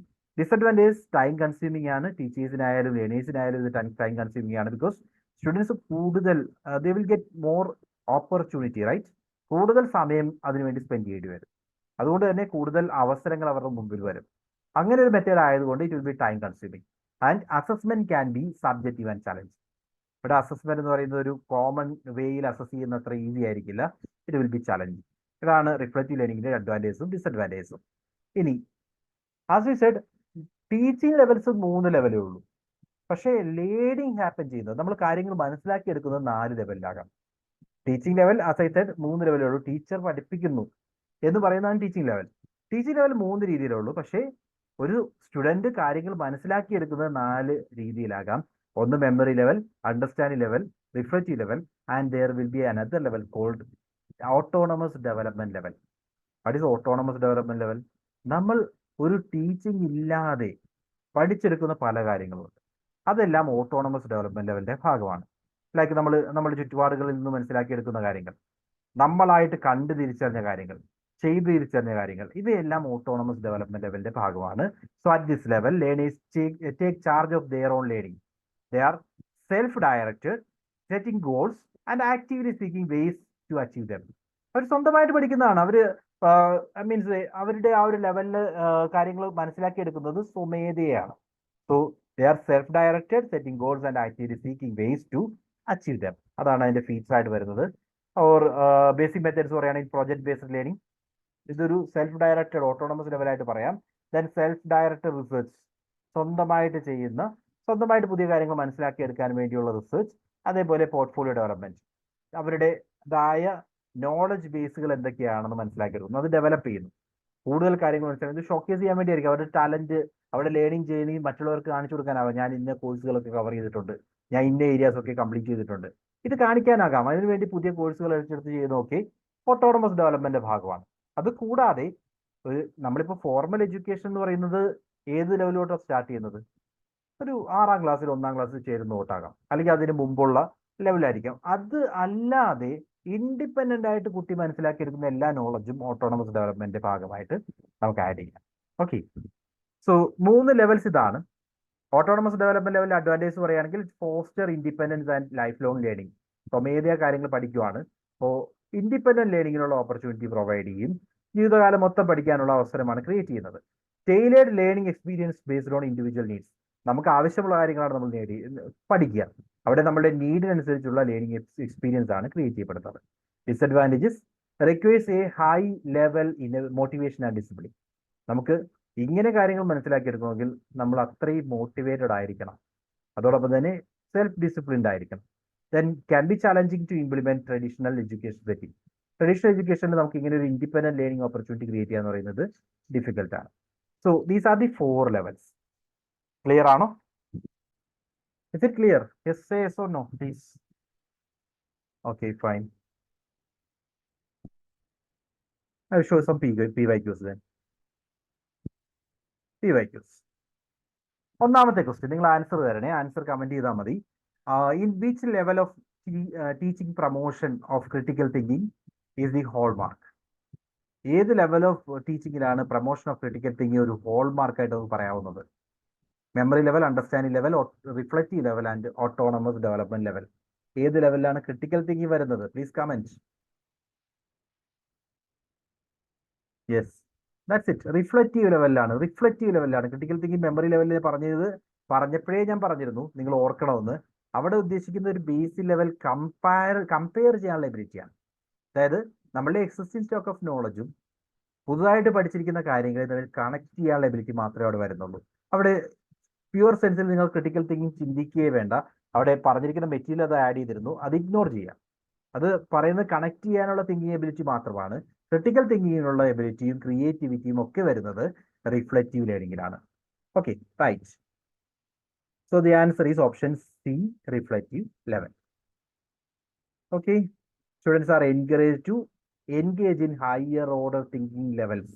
Thinking skills such as analysis, synthesis and evaluation. ഇതൊക്കെ വരുന്നത് എവിടെയാണ്? റിഫ്ലക്റ്റീവ് ലെവലിലാണ്. അടുത്തൊരു ക്വസ്റ്റ്യൻ പ്രീവിയസ് ക്വസ്റ്റ്യൻസ് ആണ്.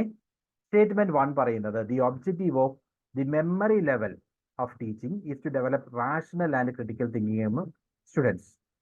സ്റ്റേറ്റ്മെന്റ് 2 പറയുന്നത് the objective of reflective level of teaching is the ability to develop independent thinking and decision making among students. What do you think?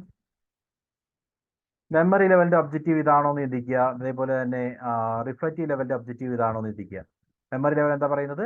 The objective of memory level of teaching is to develop rational and critical thinking.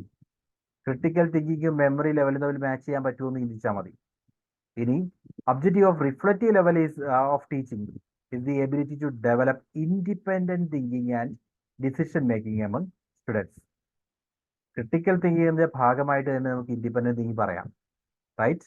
സ്വന്തമായിട്ട് ചിന്തിക്കാനുള്ള എബിലിറ്റിയാണ്, സ്വന്തമായിട്ട് കാര്യങ്ങൾ മനസ്സിലാക്കാനുള്ള എബിലിറ്റിയാണ്. അതെല്ലാം നമ്മൾ ഈ പറയുന്ന critical തിങ്കിങ്ങിന്റെ ഭാഗമായിട്ട് തന്നെ പറയാം. So option statement 2 is right, statement 1 is wrong. So the answer is option D. Statement 1 തെറ്റാണ്, സ്റ്റേറ്റ്മെന്റ് 2 എന്ന് പറയുന്നത് ശരിയാണ്. അടുത്ത ക്വസ്റ്റ്യൻ അഗെയിൻ മറ്റൊരു PYQ. In which level of teaching the main focus is laid on capturing and systematic presentation of ideas and information? ഏത് ലെവലിലാണ് the focus is laid on capturing and systematic presentation of ideas and information? Information capture ചെയ്യുന്നു, അത് systematically present ചെയ്യുന്നു. ഏത് ലെവലായിരിക്കും? Is it memory level, understanding level or reflective level? Confusion is there, right? Confused. ഒരാൾ B പറയുന്നുണ്ട്, ഒരാൾ C പറയുന്നുണ്ട്, ഒരാൾ B പറയുന്നുണ്ട്. So sense of confusion is there. Again D പറയേ വേണ്ട കേട്ടോ. ഡി അവിടെ അതൊരു ഞാൻ പറഞ്ഞപ്പോൾ തന്നെ ഡിയുടെ കാര്യം പറഞ്ഞു. ഡി എന്ന് പറയുന്നത് ടീച്ചിങ് ലെവൽ അല്ല, അത് ലേണിംഗ് ലെവലാണ്. ബിക്കോസ് അത് സ്റ്റുഡൻറ് ഇൻഡിപെൻഡൻ്റ്ലി മനസ്സിലാക്കിയെടുക്കുന്നതാണ്, റൈറ്റ്? അവിടെ ഒരു ഫോക്കസിന്റെ ആവശ്യമില്ല, സ്റ്റുഡൻറ് ഇൻഡിപെൻഡൻ്റ്ലി മനസ്സിലാക്കിയെടുക്കുന്ന കാര്യങ്ങളാണ് വരുന്നത്. So it's not a teaching level. ഇവിടെ ആദ്യം പറഞ്ഞിട്ടുണ്ട് in which level of teaching. Yeah, C ഇവിടെ പറഞ്ഞിരിക്കുന്ന കാര്യങ്ങൾ നിങ്ങൾ ഒന്നും കൂടി വായിച്ചു നോക്കുക, എന്നിട്ട് ആ ആൻസറിലേക്ക് നോക്കിയാൽ മതി. പറഞ്ഞിരിക്കുന്നത് എന്താ? ഫോക്കസ് എന്ന് പറയുന്നത് ഇൻഫർമേഷൻ ക്യാപ്ചർ ചെയ്യുകയാണ്. അതേപോലെ അത് സിസ്റ്റമാറ്റിക്കലി സ്റ്റുഡൻസിന് മുമ്പിൽ പ്രസന്റ് ചെയ്യണം, റൈറ്റ്? ഒരു ഫാക്റ്റ് പഠിപ്പിക്കുകയാണ്, ഒരു തിയറി പഠിപ്പിക്കുകയാണ്, പ്രോബ്ലം പഠിപ്പിക്കുകയാണ്, എന്തോ ആവട്ടെ. അവിടെ എന്താണ് ടീച്ചർ ചെയ്യുന്നത്? സ്റ്റുഡൻസിന് ആവശ്യമായിട്ടുള്ള ഇൻഫർമേഷൻ ഏതാണെന്ന് ടീച്ചർ തന്നെ ഡിഫൈൻ ചെയ്യും. അത് ഒരു ഓർഡറിൽ, അല്ലെങ്കിൽ you can say the systematic presentation is there. Teacher എങ്ങനെയാണോ സ്റ്റുഡൻറ് മനസ്സിലാക്കേണ്ടത് ആ ഒരു ഓർഡറിൽ സ്ട്രക്ചർ ചെയ്തിട്ട് കൃത്യമായിട്ട് സ്റ്റുഡൻസിന്റെ മുമ്പിൽ അവതരിപ്പിക്കുന്നു. അവിടെ എക്സാമ്പിൾസിന്റെ ആവശ്യമില്ല, കണക്ഷൻസിന്റെ ആവശ്യമില്ല. എന്താണോ ക്ലാസ് റൂമിൽ അവതരിപ്പിക്കേണ്ടത് ആ അവതരിപ്പിക്കേണ്ട ഇൻഫർമേഷൻ മാത്രം അതിൻ്റെതായ രീതിയിൽ എങ്ങനെയാണോ അവതരിപ്പിക്കേണ്ടത് ആ ഒരു ഓർഡറിൽ അവതരിപ്പിക്കുന്നു. മേ ബി അവരെ പഠിപ്പിച്ചെടുക്കുമായിരിക്കാം. ആ ഒരു വേ എന്ന് പറയുന്നത് മെമ്മറി ലെവലിലാണ് ഹാപ്പൻ ചെയ്യപ്പെടുന്നത്, ഏറ്റവും basic level. Okay, is it clear now?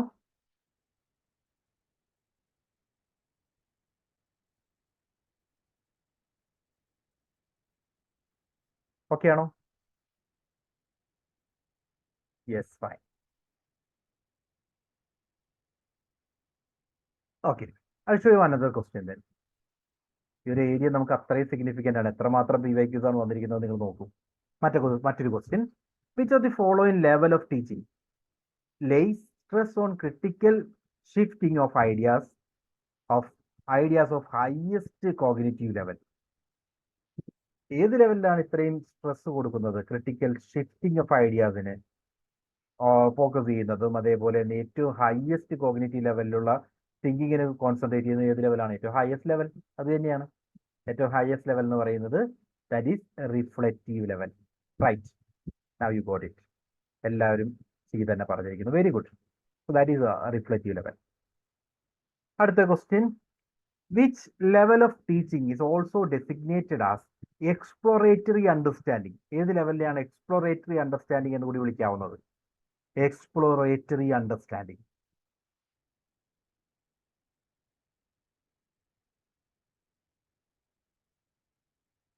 Oh, it is not understanding, right? Exploratory understanding എന്ന് പറഞ്ഞിട്ട് അതൊരിക്കലും അണ്ടർസ്റ്റാൻഡിങ് ലെവലാണെന്ന് വിചാരിക്കരുത്. അല്ല, ഒരിക്കലും ആവില്ല. അണ്ടർസ്റ്റാൻഡിങ്ങിന്റെ ഒപ്പം നമ്മൾ എന്താ അണ്ടർസ്റ്റാൻഡ് ചെയ്യുന്നത്? എക്സ്പ്ലോർ ചെയ്ത് മനസ്സിലാക്കുന്നു. പുതിയ കാര്യങ്ങളെ എക്സ്പ്ലോർ ചെയ്ത് മനസ്സിലാക്കിയെടുക്കുന്ന രീതി, അതേതാണ്? Reflective level. അണ്ടർസ്റ്റാൻഡിങ് ലെവൽ എന്ന് പറഞ്ഞു കഴിഞ്ഞാൽ ഗീവൺ തിങ് മാത്രമാണ്. റിഫ്ലക്റ്റീവ് ലെവലിലാണ് നമ്മൾ പുതിയ കാര്യങ്ങളെ എക്സ്പ്ലോർ ചെയ്യുന്നതും അതിൽ നിന്നും നോളജ് നേടിയെടുക്കുന്നതും. സോ എക്സ്പ്ലോറേറ്ററി അണ്ടർസ്റ്റാൻഡിങ് എന്ന് പറയുന്നത് ഹാപ്പൻ ചെയ്യുന്നത് എപ്പോഴും റിഫ്ലക്റ്റീവ് ലെവലിലാണ്. Okay, so that is the right answer. I'll give you another question. Question ഇതാണ്. Teaching at understanding levels involves encouraging students to think critically and reflect on their learning experiences. Statement 2. Teaching at memory level involves rote memorization and does not encourage critical thinking.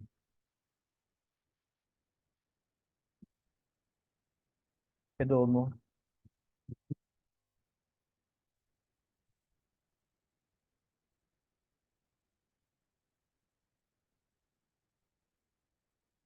നിങ്ങൾ ഒന്നുകൂടി ചിന്തിച്ചിട്ട് answer വരണേ. ചിന്തിച്ചു നോക്കുക, അതിനുശേഷം മാത്രം answer പറയുക. അതായത്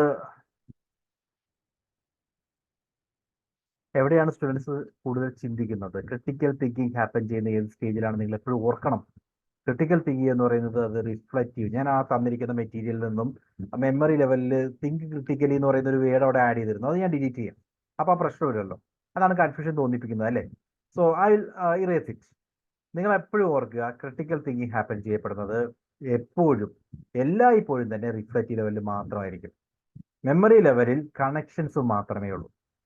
നിങ്ങളെ മുമ്പ് പഠിച്ചിരുന്ന കാര്യവും ഇപ്പോൾ പഠിപ്പിക്കുന്ന കാര്യവുമായിട്ട് കണക്ട് ചെയ്യിപ്പിക്കും. അതുവഴി കണക്ഷൻസ് ബിൽഡ് ചെയ്യാൻ വേണ്ടി ടീച്ചർ സഹായിക്കും. അതാണ് അണ്ടർസ്റ്റാൻഡിംഗ് ലെവൽ ഹാപ്പൻ ചെയ്യുന്നത്. Think critically and reflection of their own learning എന്ന് പറയുന്നത് അത് ഹൈ എൻഡ് ലേണിംഗിലാണ്. അതായത് റിഫ്ലക്റ്റീവ് ലെവലിൽ മാത്രമേ സംഭവിക്കൂ, ഒരിക്കലും അണ്ടർസ്റ്റാൻഡിംഗ് ലെവലിലോ മെമ്മറി ലെവലിലോ സംഭവിക്കില്ല. സോ ഫോർ ഷുവർ ആദ്യം തന്നിരിക്കുന്ന സ്റ്റേറ്റ്മെന്റ് തെറ്റാണ്. അപ്പൊ നിങ്ങൾ ആദ്യം തന്നിരിക്കുന്ന സ്റ്റേറ്റ്മെന്റ് അങ്ങ് തെറ്റാണെന്ന് മാർക്ക് ചെയ്തേക്കാം. രണ്ടാമത്തെ സ്റ്റേറ്റ്മെന്റ് എന്താ? Teaching at memory level involves road memorisation. ഈ വേർഡ് നമ്മൾ എല്ലായിടത്തും പറയുന്നതാണ്. റോഡ് മെമ്മറൈസേഷൻ മാത്രമാണ് മെമ്മറി ലെവലിലുള്ളത്. ക്രിട്ടിക്കൽ തിങ്കിങ്ങിനെ പ്രോത്സാഹിപ്പിക്കുന്നില്ല. സ്റ്റേറ്റ്മെന്റ് 2 ട്രൂ ആണ്. So the answer is statement 1 is false, statement 2 is true. Confusion എല്ലാവർക്കും തന്നെ വന്നിട്ടുണ്ടല്ലോ. യെസ്, നിങ്ങളപ്പോൾ ഓർക്കേണ്ട കാര്യങ്ങൾ ജസ്റ്റ് ഒന്ന് എവിടെയെങ്കിലും ഒക്കെ നോട്ട് ചെയ്തേക്കുക. മെമ്മറി ലെവൽ എന്ന് പറഞ്ഞു കഴിഞ്ഞാൽ അതിന് ചേർത്ത് നിങ്ങൾ എഴുതിയേക്കുക rote memorization. Memory level rote memorization ആണ്. അണ്ടർസ്റ്റാൻഡിംഗ് ലെവൽ ആണെങ്കിൽ നിങ്ങളവിടെ എക്സാമ്പിൾസ് നോട്ട് ചെയ്യാം. Examples, connections. ടീച്ചറോടെ എക്സാമ്പിൾസ് ഉപയോഗിച്ചുകൊണ്ട് പോസിറ്റീവ് നെഗറ്റീവ് എക്സാമ്പിൾസ് ഉപയോഗിച്ചുകൊണ്ട് കണക്ട് ചെയ്ത് കാര്യങ്ങൾ മനസ്സിലാക്കി എടുക്കാൻ നോക്കുന്നു. ഓക്കെ, അണ്ടർസ്റ്റാൻഡിംഗ് ലെവലാണ്. ദെൻ അതിനു മുകളിൽ റിഫ്ലക്റ്റീവ് ലെവൽ ആണെങ്കിൽ എന്താണ്? Critical thinking and reflection. Critical thinking and reflection അത് ഹാപ്പൻ ചെയ്യുന്നത് റിഫ്ലക്റ്റീവ് ലെവലാണ്. ഇത് മൂന്ന് ഓർത്താൽ മതി. ഇതുവരെ നമ്മൾ കണ്ട ക്വസ്റ്റ്യൻസ് എല്ലാം അതേ ഒരു വേയിലാണ് ചോദിച്ചിരിക്കുന്നത് കേട്ടോ. അടുത്ത ക്വസ്റ്റ്യൻ കാണാമല്ലോ. Yes, one more question. C, ആ ഒരു ഏരിയയിൽ നിന്നും എന്തുമാത്രം ക്വസ്റ്റ്യൻസ് ചോദിച്ചിട്ടുണ്ട്. ഈ ക്വസ്റ്റ്യനും മാച്ച് ദി ഫോളോയിങ് ആണ്. ലിസ്റ്റ് 1 തന്നിരിക്കുന്ന levels of teaching and learning കൃത്യമായിട്ട് പറഞ്ഞിട്ടുണ്ട്. ലേണിംഗ് ലെവൽ അതിനകത്തുണ്ട്. അതുകൊണ്ടാണ് ടീച്ചിങ് ആൻഡ് ലേണിംഗ് എന്ന് പറഞ്ഞത്. റൈറ്റ്, ഓട്ടോണമസ് ഡെവലപ്മെന്റ് ലെവൽ എന്ന് പറയുന്നത് ഒരു ലേണിംഗ് ലെവലാണ്, ടീച്ചിങ് ലെവൽ അല്ല. then അതിന്റെ ഫീച്ചേഴ്സ് തന്നിട്ടുണ്ട്. നിങ്ങൾ അത് മാച്ച് ചെയ്യണം. ഒന്ന് മാച്ച് ചെയ്ത് let me see. Okay, option C പറഞ്ഞിട്ടുണ്ട്. Okay, let see. Autonomous development level എന്തായിരുന്നു? ഓട്ടോണമസ് ഡെവലപ്മെന്റ് ലെവൽ നമുക്ക് ഇഷ്ടമുള്ള, നമുക്ക് താല്പര്യമുള്ള കാര്യങ്ങൾ നമ്മളുടെ രീതിയിൽ പഠിക്കുന്നു. ഇതല്ലേ ഓട്ടോണമസ് ഡെവലപ്മെന്റ് ലെവൽ. നമ്മൾക്ക് താല്പര്യമുള്ള കാര്യങ്ങൾ, ആ നോളജ് അക്യൂർ ചെയ്യുന്നു, അത് നമ്മളുടെ വേയിൽ. സോ നമ്മളുടെ ഫീലിങ്സിനാണ് അവിടെ ഇമ്പോർട്ടൻസ് ഉള്ളത്. നമ്മളുടെ തിങ്കിങ്ങിനും നമ്മളുടെ ഫീലിങ്സിനും ഇമ്പോർട്ടൻസ് കൊടുത്തുകൊണ്ട് നമ്മൾ കാര്യങ്ങൾ മനസ്സിലാക്കുകയാണെങ്കിൽ അതിനെ ഓട്ടോണമസ് ഡെവലപ്മെന്റ് ലെവൽ എന്ന് പറയാം.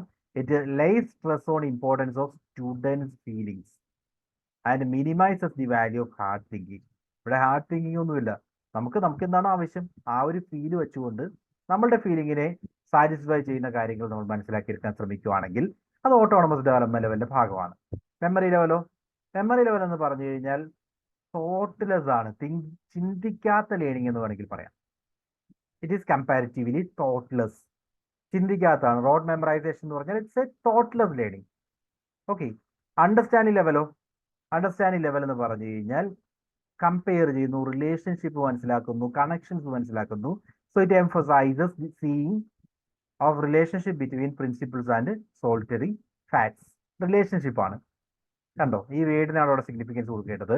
കണക്ഷൻസ് ബിൽഡ് ചെയ്യാനൊക്കെ ഇത് സഹായിക്കും. Reflective, problem centred, problem solving, problem centred method ആണ്. And requires on the part of learners more active participation, more imagination and creativeness.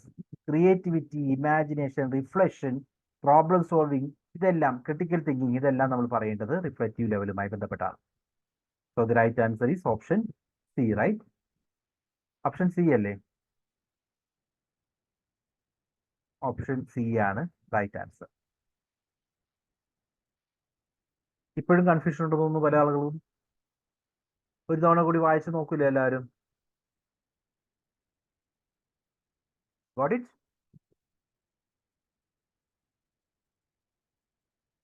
Yes, sir. Okay. Moving on.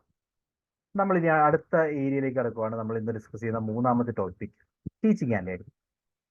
So ഏറ്റവും basic കൺസെപ്റ്റുകളെ പറ്റിയാണ് ഇവിടെ പറയുന്നത്. ഈ കൺസെപ്റ്റുകളിൽ നിന്ന് തന്നെ പ്രീവിയസ് ക്വസ്റ്റ്യൻ ചോദിച്ചിട്ടുണ്ട്. അതുകൊണ്ടാണ്. So first of all, aims of teaching. Aim of teaching, ടീച്ചിങ്ങിന്റെ എയിമിനെ പല രീതിയിൽ ഡിഫൈൻ ചെയ്തിട്ടുണ്ട്. അതായത് ടീച്ചിങ്ങിന്റെ ആദ്യത്തെ എയിം എന്ന് പറയുന്നത് ടീച്ചിങ് ആണ്. ടീച്ചിങ് എന്ന് പറഞ്ഞാൽ to bring changes in the behaviour of students. ടീച്ചിങ്ങിന്റെ മീനിങ് എങ്ങനെയാണ് ഡിഫൈൻ ചെയ്യുന്നത്? ടീച്ചിങ് കൊണ്ട് ഉദ്ദേശിക്കുന്നത് സ്റ്റുഡൻസിന്റെ ബിഹേവിയറിൽ ചേഞ്ചസ് കൊണ്ടുവരിക. Right, teaching means to bring changes in behaviour of students. Conditioning, conditioning എന്ന് പറഞ്ഞു കഴിഞ്ഞാൽ to improve learning skills of students. സ്റ്റുഡൻസിന്റെ ലേണിംഗ് സ്കിൽസ് ഇംപ്രൂവ് ചെയ്യാനാണ് എയിം ചെയ്യുന്നതെങ്കിൽ അതിനെ നമ്മൾ കണ്ടീഷനിങ് എന്നാണ് പറയുന്നത്. Then training, shape the behaviour and conduct. അവരുടെ ബിഹേവിയർ നമുക്ക് വേണ്ട രീതിയിലാക്കി മാറ്റുക, നമുക്ക് വേണ്ട രീതിയിൽ അവരുടെ കണ്ടക്ട് ബിൽഡ് ചെയ്യുക. ഇതിനെയൊക്കെയാണ് ട്രെയിനിങ് എന്ന് പറയുന്നത്. Then instruction means acquisition of knowledge. Aims at acquisition of knowledge. Knowledge നേടിയെടുക്കാൻ വേണ്ടിയുള്ള പഠന രീതിയാണെങ്കിൽ അതിനെ ഇൻസ്ട്രക്ഷൻ എന്ന് പറയാം. അതേപോലെ ഇൻഡോക്ട്രിനേഷൻ എന്ന് പറഞ്ഞു കഴിഞ്ഞാൽ ഫോർമേഷൻ ഓഫ് ബിലീഫ്. ഒരു ബിലീഫ്, ഒരു വിശ്വാസം അവരുടെ ഉള്ളിൽ വളർത്തിയെടുക്കാനാണെങ്കിൽ അതിനെ നമ്മൾ ഇൻഡോക്ട്രിനേഷൻ എന്ന് പറയും. ഇപ്പോൾ റിലീജിയസ് തോട്ടൊക്കെ ആയിട്ട് ബന്ധപ്പെട്ട് പറയുമ്പോൾ ഇൻഡോക്ട്രിനേഷൻ എന്നാ പറയാം. അവിടെ നമ്മൾ ആ ഒരു ബിലീഫ് അവരിലേക്ക് വളർത്തിയെടുക്കുകയാണ് ചെയ്യുന്നത്. അത്തരം അപ്രോച്ചുകളെയാണ് ഇൻഡോക്ട്രിനേഷൻ എന്ന് പറയുന്നത്. ഈ പറഞ്ഞിരിക്കുന്ന 5 ടേമുകളുടെ മീനിങ് മാത്രമായിട്ട് ഒരു മാച്ച് ദി ഫോളോയിങ് ക്വസ്റ്റ്യൻ നമ്മൾ ചോദിച്ചിട്ടുണ്ട്. റൈറ്റ്? ഈ 5 ടേമുകളുടെ മീനിങ് മനസ്സിലാക്കാൻ വേണ്ടി മാത്രമുള്ള ഒരു match the following question. So teaching to bring desired changes in students, conditioning to improve learning skill of students, training to shape behavior and conduct, instruction for acquisition of knowledge, doctrination for formation of a belief. ഇത് അതേ രീതിയിലൊന്ന് മനസ്സിലാക്കി വെച്ചേക്കാം കേട്ടോ. ഇനി ഒബ്ജക്റ്റീവ്സും same thing തന്നെയാണ്. Aim പറയുന്നത് എന്തൊക്കെയാണോ അത് തന്നെയാണ് ഒബ്ജക്റ്റീവ്സിന് വരുന്നത്. To bring desired changes in people. നമ്മൾ ആഗ്രഹിക്കുന്ന ചേഞ്ചസ് കുട്ടികളിൽ കൊണ്ടുവരിക എന്ന് പറഞ്ഞാൽ അതെന്താണ്? ടീച്ചിങ് ആണ്. അതേപോലെ to shape the behaviour and conduct behaviour shape ചെയ്യുക എന്ന് പറഞ്ഞു കഴിഞ്ഞാൽ that is called training. Right? To acquisition of knowledge acquisition എന്ന് പറഞ്ഞു കഴിഞ്ഞാൽ that is instruction. Then formation of belief, that is indoctrination. To improve the learning skills of students, that is conditioning. അതെല്ലാം അതിനകത്ത് പറയുന്നുണ്ട്. കണ്ടോ? സോ സെയിം തിങ് തന്നെയാണ് aim ആയാലും objectives ആയാലും നമ്മൾ ഓർത്തിരിക്കേണ്ടത്. Then to improve, to provide a social and efficient member to the society. ഇതെല്ലാം കൂടി ചേർത്തുകൊണ്ട് ഒരു ബെറ്റർ ആയിട്ടുള്ള ഒരു മെമ്പറിനെ സൊസൈറ്റിക്ക് പ്രൊവൈഡ് ചെയ്യുക എന്നുള്ളതാണ് ടീച്ചിങ്ങിന്റെ objective. Factors of it in teaching. Again നമുക്ക് ഫാക്ടേഴ്സും അതേ രീതി പറയാം. അതായത് ഓൾ ദി 3 വേരിയബിൾസ്. ടീച്ചിങ്ങിന് 3 വേരിയബിൾസ് ആണുള്ളത്. ഡിപ്പെൻഡന്റ് വേരിയബിളും ഇൻഡിപെൻഡന്റ് വേരിയബിളും അതേപോലെ തന്നെ ഇന്റർവീനിങ് വേരിയബിളും. Dependent, independent and intervening variables. So teacher students relationship, then methods of teaching used. എന്തൊക്കെ കാര്യങ്ങളാണ് ടീച്ചിങ്ങിനെ അഫക്റ്റ് ചെയ്യുന്നതാണ്. ടീച്ചർ എന്ന് പറയുന്ന ഇൻഡിപെൻഡന്റ് വേരിയബിൾ, സ്റ്റുഡന്റ് എന്ന് പറയുന്ന ഡിപ്പെൻഡന്റ് വേരിയബിൾ, ടീച്ചിങ് മെത്തേഡ്സ് എന്ന് പറയുന്ന ഇന്റർവീനിങ് വേരിയബിൾ. ഇതെല്ലാം ടീച്ചിങ്ങിനെ അഫക്റ്റ് ചെയ്യാം. സോ ഇത് മൂന്നൊന്നും ഓർത്തേക്കുക. ടീച്ചിങ്ങിൽ ഡിപ്പെൻഡന്റ് വേരിയബിൾ എന്ന് പറഞ്ഞു കഴിഞ്ഞാൽ അത് സ്റ്റുഡന്റ് ആണ്. ഇൻഡിപെൻഡന്റ് വേരിയബിൾ ടീച്ചറാണ്. ഇന്റർവീനിങ് വേരിയബിൾ എന്ന് പറഞ്ഞാൽ അത് യൂസ് ചെയ്യുന്ന ടീച്ചിങ് മെത്തേഡ്സും ഫെസിലിറ്റീസും എല്ലാമാണ്. Okay.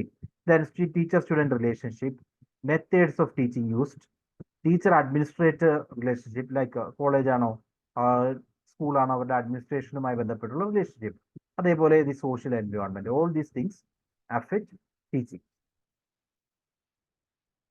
Then factors determining quality of teaching. Teaching quality affect ചെയ്യുന്ന ഡിഫറെന്റ് ഫാക്ടേഴ്സ്. സ്റ്റുഡന്റിന്റെ എൻഗേജ്മെന്റ്, എത്രമാത്രം അവർ എൻഗേജ്ഡ് ആണ് എന്നുള്ള കാര്യം. അതേപോലെ clarity of communication, effective class room management. ടീച്ചറുടെ എബിലിറ്റിയാണ്, ടീച്ചർ എത്രമാത്രം എഫക്റ്റീവ് ആയിട്ട് ക്ലാസ് റൂം മാനേജ് ചെയ്യുന്നുണ്ട്. ദെൻ അലൈൻമെന്റ് വിത്ത് ലേണിംഗ് ഒബ്ജക്റ്റീവ്സ് കൃത്യമായിട്ട് ഫോളോ ചെയ്യുന്നുണ്ടോ, അതിന് പര്യാപ്തമായ ഒരു ക്ലാസ് റൂമാണോ പ്രൊവൈഡ് ചെയ്യുന്നത് തുടങ്ങിയ കാര്യങ്ങൾ. Then assessment and feedback, adaptability, ചേഞ്ചസിനനുസരിച്ച് മാറാനുള്ള എബിലിറ്റി. ദെൻ ഇൻക്ലൂസിവിറ്റി, എല്ലാവരെയും ഒരേ രീതിയിൽ കൺസിഡർ ചെയ്യുന്നു, എല്ലാവരെയും ഈ ഒരു ലേണിംഗിന്റെ ഭാഗമായിട്ട് ഇൻക്ലൂഡ് ചെയ്യാനുള്ള ability. Then passion and enthusiasm on part of teacher, technology integration, student outcomes, reflection and continuous improvement, and quality of questions asked. This one is important. Teaching quality determine ചെയ്യുന്ന ഒരു ഏറ്റവും ഇമ്പോർട്ടൻ്റ് ആയിട്ടുള്ള factor എന്ന് പറഞ്ഞു കഴിഞ്ഞാൽ ഏത് രീതിയിലുള്ള questions ആണ് സ്റ്റുഡൻസ് ടീച്ചറിനോട് ചോദിക്കുന്നത്. ക്ലാസ് റൂമിലെ സ്റ്റുഡൻസ് ടീച്ചറിനോട് ചോദിക്കുന്ന സംശയങ്ങൾ എത്രമാത്രം ക്വാളിറ്റി ഉള്ളതാണ്. അതിന് നല്ല രീതിയിൽ ക്വാളിറ്റി ഉണ്ടെങ്കിൽ അതിനർത്ഥം ടീച്ചിങ് എഫിഷ്യൻ്റ് ആണ്. So quality of questions asked എന്ന് പറയുന്നത് വളരെ ഇമ്പോർട്ടൻ്റ് ആയിട്ടുള്ള ഒരു എലമെന്റ് ആണ് which determine the quality of teaching. Okay. Then learners characteristics. Moving on. Learners characteristics എന്ന് പറയുമ്പോൾ അവരുടെ എബിലിറ്റീസ് ആണ്. ലേണർക്ക് എന്തൊക്കെ ക്വാളിറ്റീസ് ആണ്, എന്തൊക്കെ ഫീച്ചേഴ്സ് ആണുള്ളത്. ഒന്ന് കോഗ്നിറ്റീവ് ക്യാരക്ടറിസ്റ്റിക്സ്. കോഗ്നിറ്റീവ് ക്യാരക്ടറിസ്റ്റിക്സ് എന്ന് പറഞ്ഞു കഴിഞ്ഞാൽ varying level of cognitive ability that can influence how quickly student grasp new knowledge, new concepts. അതായത് അവർക്ക് എത്രമാത്രം ചിന്തിക്കാനുള്ള എബിലിറ്റി ഉണ്ട്, എത്രമാത്രം അവരുടെ ലേണിംഗ് തിങ്കിങ് എബിലിറ്റീസ് എത്രമാത്രം ഉണ്ട്. ഇതെല്ലാം കോഗ്നിറ്റീവ് എബിലിറ്റിയുടെ ഭാഗമാണ്. അതായത് എത്രമാത്രം പെട്ടെന്ന് കാര്യങ്ങൾ അവർക്ക് മനസ്സിലാക്കിയെടുക്കാൻ സാധിക്കും എന്നുള്ളത് കോഗ്നിറ്റീവ് എബിലിറ്റിയെ ഡിപ്പെൻഡ് ചെയ്തിട്ടാണ് ഇരിക്കുക.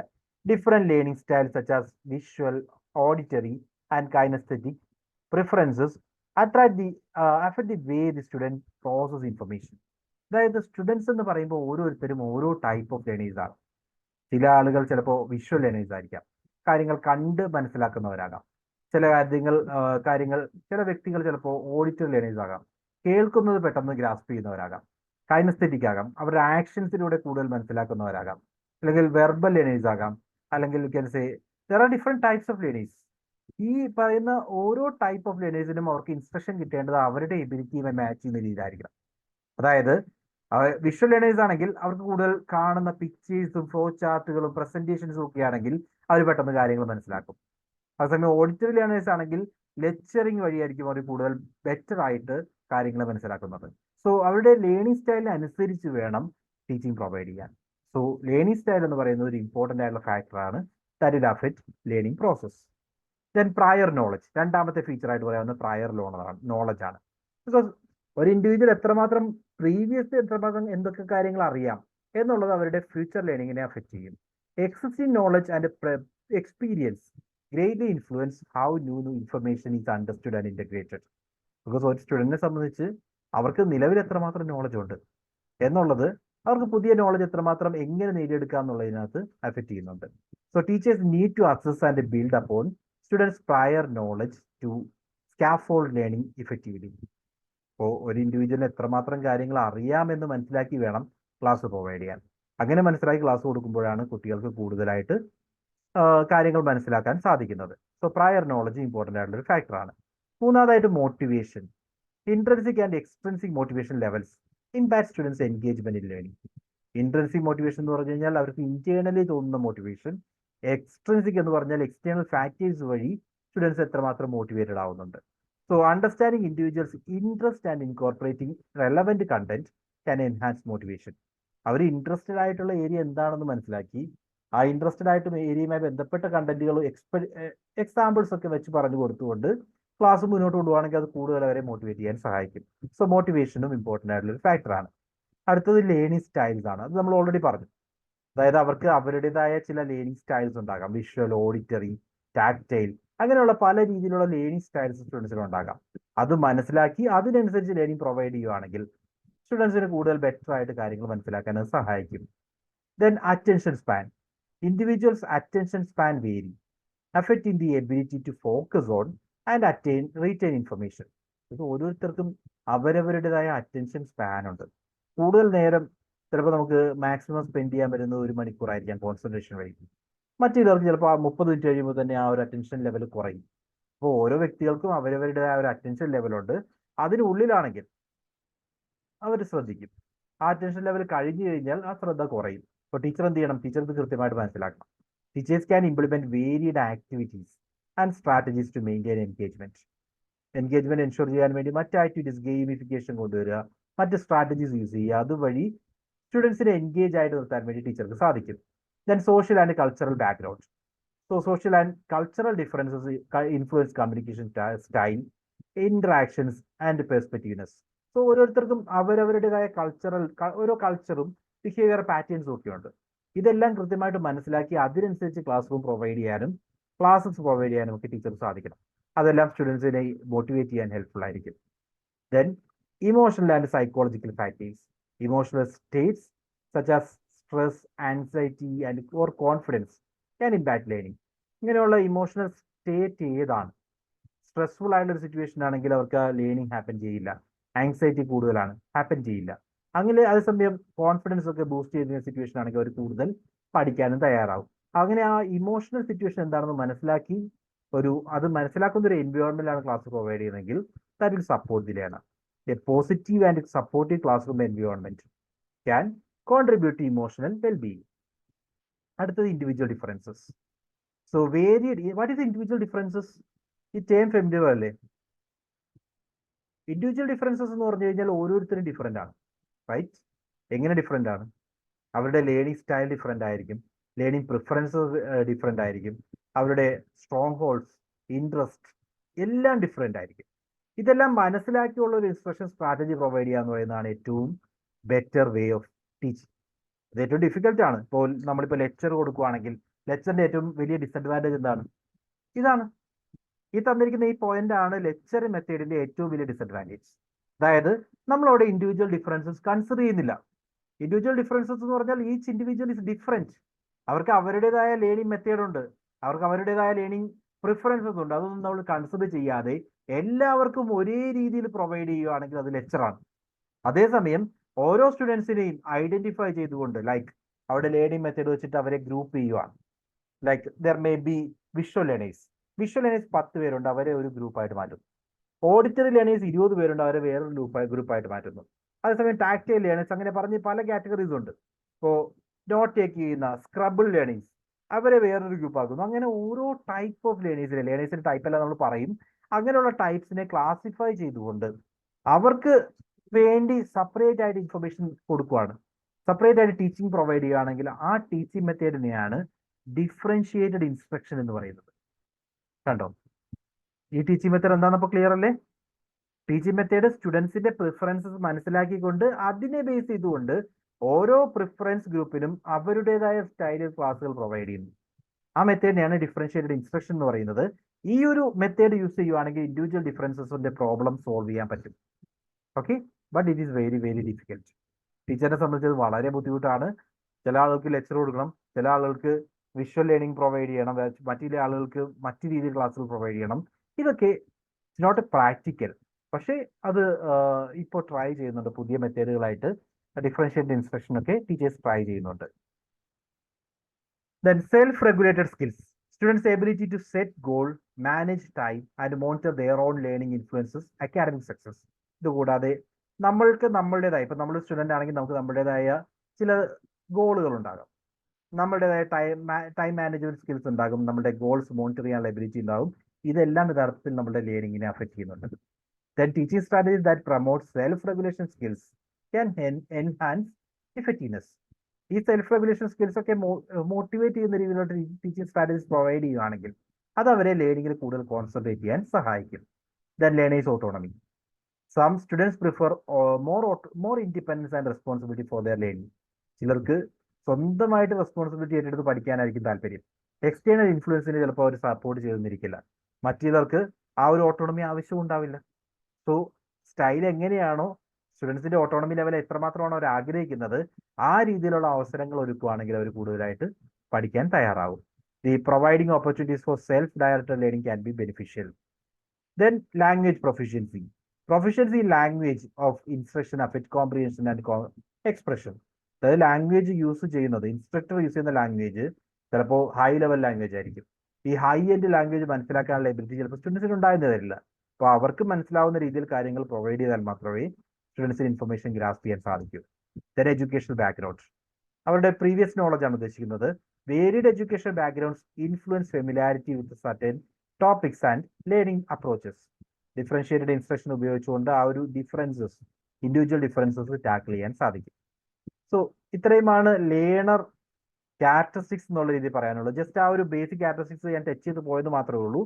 ഓർക്ക് cognitive abilities, prior knowledge, motivation, learning styles, attention span, socio cultural background, emotional and psychological factors, individual differences, self regulation skills, learner autonomy, then language proficiency, educational background, ഇവയെല്ലാം യഥാർത്ഥത്തിൽ ലേണറുടെ ക്യാരക്ടറിസ്റ്റിക്സ് ആണ്. അതായത് അവര് ലേണിംഗുമായി ബന്ധപ്പെട്ട് മുന്നോട്ട് പോകുമ്പോൾ അതിനെ അഫക്ട് ചെയ്യുന്ന പല ഫാക്ടേഴ്സും ഈ പറയുന്ന എല്ലാ കാര്യങ്ങളും അതിന്റെ ഭാഗമായിട്ട് വരും. ഓക്കെ, സോ ലേണേഴ്സ് ക്യാരക്ടറിസ്റ്റിക്സ് പറഞ്ഞു, ലേണറെ പറ്റി പറഞ്ഞു. റിലേറ്റഡ് ആയിട്ട് വന്നിരിക്കുന്ന ചില ക്വസ്റ്റ്യൻസ് നമുക്ക് കാണാം. PYQs. ഈ ഏരിയയിൽ നിന്ന് ചോദിച്ചിരിക്കുന്ന PYQs ആണ്. First question, which among the following reflects best the quality of teaching in classroom? Which among the following reflects best the quality of teaching in classroom? Classroom teaching ക്വാളിറ്റിയെ മനസ്സിലാക്കി തരുന്നത് താഴെ തന്നിരിക്കുന്നത് ഏതാണ് ഏറ്റവും നല്ല രീതിയിൽ? Through the use of many teaching aids in the class room, through full attendance in the classroom, through the quality of questions asked by students in the classroom, through observation of silence by the students in the classroom. ഏതായിരുന്നു നമ്മൾ പറഞ്ഞതല്ലേ? Class room quality കാണിച്ചു തരുന്നത് ഏതാണ്? Attendance ആണോ? Teaching aids ആണോ? Yes, very good, that's right. Class റൂമിന്റെ quality എപ്പോഴും കാണിച്ചു തരുന്നത് അവർ ചോദിക്കുന്ന ക്വസ്റ്റ്യൻസ് ആണ്. സ്റ്റുഡൻസ് ചോദിക്കുന്ന ക്വസ്റ്റ്യൻസിന്റെ ക്വാളിറ്റി വെച്ചുകൊണ്ട് ക്ലാസ് റൂം ക്വാളിറ്റി ഉള്ളതാണോ അല്ലയോ എന്ന് മനസ്സിലാക്കാൻ സാധിക്കും. So through the quality of questions asked by students in the class room is the right answer. Second question, which of the following set of statements best describe the nature and objectives of teaching? Indicate your answer by selecting the code.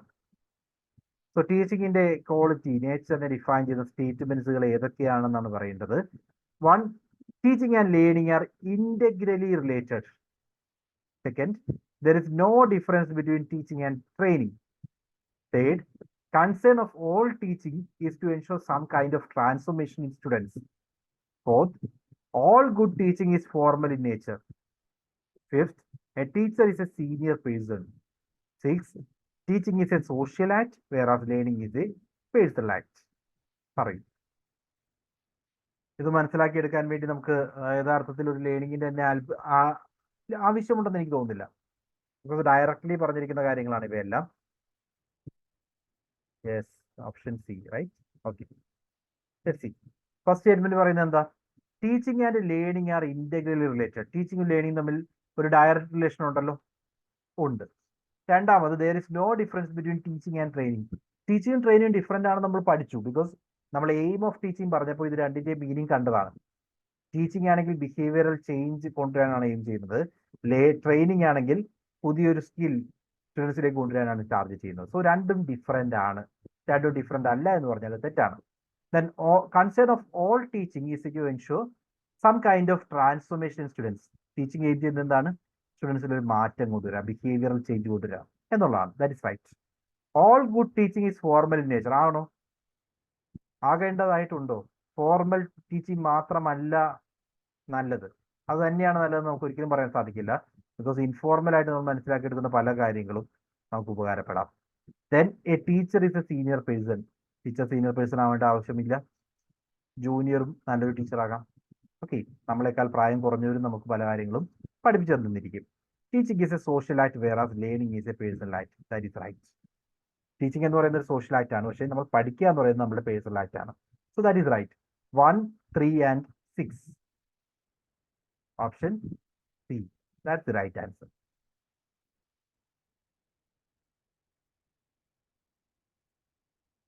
Okay, moving on. Which of the following learner characteristics is highly related to the effectiveness of teaching? Teaching effectiveness-ഉമായിട്ട് directly relate ചെയ്തിരിക്കുന്ന learner characteristics ഏതാണ്? Prior experience of learner, educational status of parents of the learner, peer groups of the learner, family size from which the learner comes. ഇതിൽ ഏതാണ് ടീച്ചിങ്ങിന്റെ ഇഫക്റ്റീവ്നെസ്സിനെ affect ചെയ്യുന്ന ഒരു characteristic? Yes, very good. Answer is option A, prior experience. Prior experience ആണ് ടീച്ചിങ്ങിന്റെ എഫക്റ്റീവ്നെസ്സിനെ affect ചെയ്യുന്ന ഒരു important ആയിട്ടുള്ള ഫാക്ടർ. ബിക്കോസ് എത്രമാത്രം പ്രീവിയസ് നോളജ് ഉണ്ട് അതിനെ ബേസ് ചെയ്തുകൊണ്ടായിരിക്കും പുതിയ കാര്യങ്ങൾ അധികം മനസ്സിലാക്കിയെടുക്കുന്നത്. അടുത്ത question, all teaching should aim at ensuring learning. Reason, all learning results from teaching. Assertion reason type question ആണ്. അപ്പോൾ അസെഷന്റെ നമ്മളിപ്പോൾ ചിന്തിക്കേണ്ടത് എങ്ങനെയാണ്? അസെഷൻ ഒരു ക്വസ്റ്റ്യൻ ആക്കി കഴിഞ്ഞാൽ അതിന്റെ ആൻസർ ആയിട്ട് നമുക്ക് റീസൺ കിട്ടുമെന്ന് ചിന്തിക്കണം. ഓക്കെ, അസെഷൻ എന്ന് പറയുന്ന ഒരു ചോദ്യമാക്കി കഴിഞ്ഞാൽ ആ ചോദ്യത്തിന്റെ ഉത്തരമായിട്ട് നമുക്ക് റീസൺ പറയാൻ പറ്റുമോ എന്നാണ് ചിന്തിക്കേണ്ടത്. അങ്ങനെ പറയാൻ പറ്റുമെങ്കിൽ അസെഷനും റീസണും ശരിയാണ്, റീസൺ കറക്റ്റ് എക്സ്പ്ലനേഷൻ ആണ്. പറയാൻ പറ്റുന്നില്ലെങ്കിൽ റീസൺ പറഞ്ഞിരിക്കുന്ന സ്റ്റേറ്റ്മെന്റ് ശരിയാണോ എന്ന് ഓർക്കുക. ശരിയാണെങ്കിൽ അസെഷൻ ശരിയാണ്, റീസൺ ശരിയാണ്, പക്ഷേ കറക്റ്റ് എക്സ്പ്ലനേഷൻ അല്ല. ഇനി എ മാത്രമാണ് ശരിയെങ്കിൽ എ ശരിയാണ്, ആർ ഫോൾസ് ആണ്. ഇനി ആറ് മാത്രമാണ് ശരിയെങ്കിൽ ആറ് ശരിയാണ്, എ ഫോൾസ് ആണെന്ന് മാർക്ക് ചെയ്യാം. Okay, let me ask you one question. ഈ സെക്കൻഡ് സ്റ്റേറ്റ്മെന്റ് നിങ്ങൾ ഒന്നും കൂടി ഒന്ന് വായിച്ചു നോക്കി എന്നിട്ട് പറയും.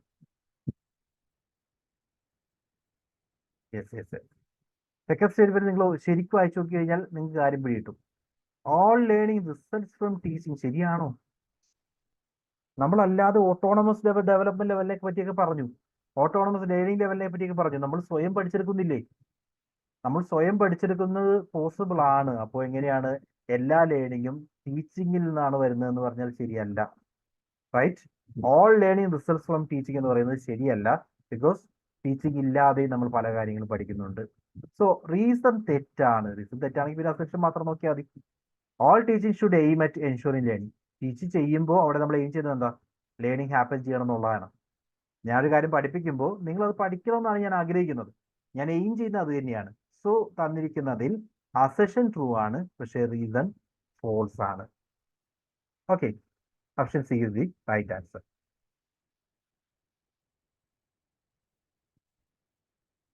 ക്ലിയർ? ഓക്കെ, അപ്പോൾ അടുത്തതിലേക്ക് പോവാം. സോ നമ്മൾ ഇതുവരെ പറഞ്ഞ കാര്യങ്ങൾ നിങ്ങൾ നോക്കുക.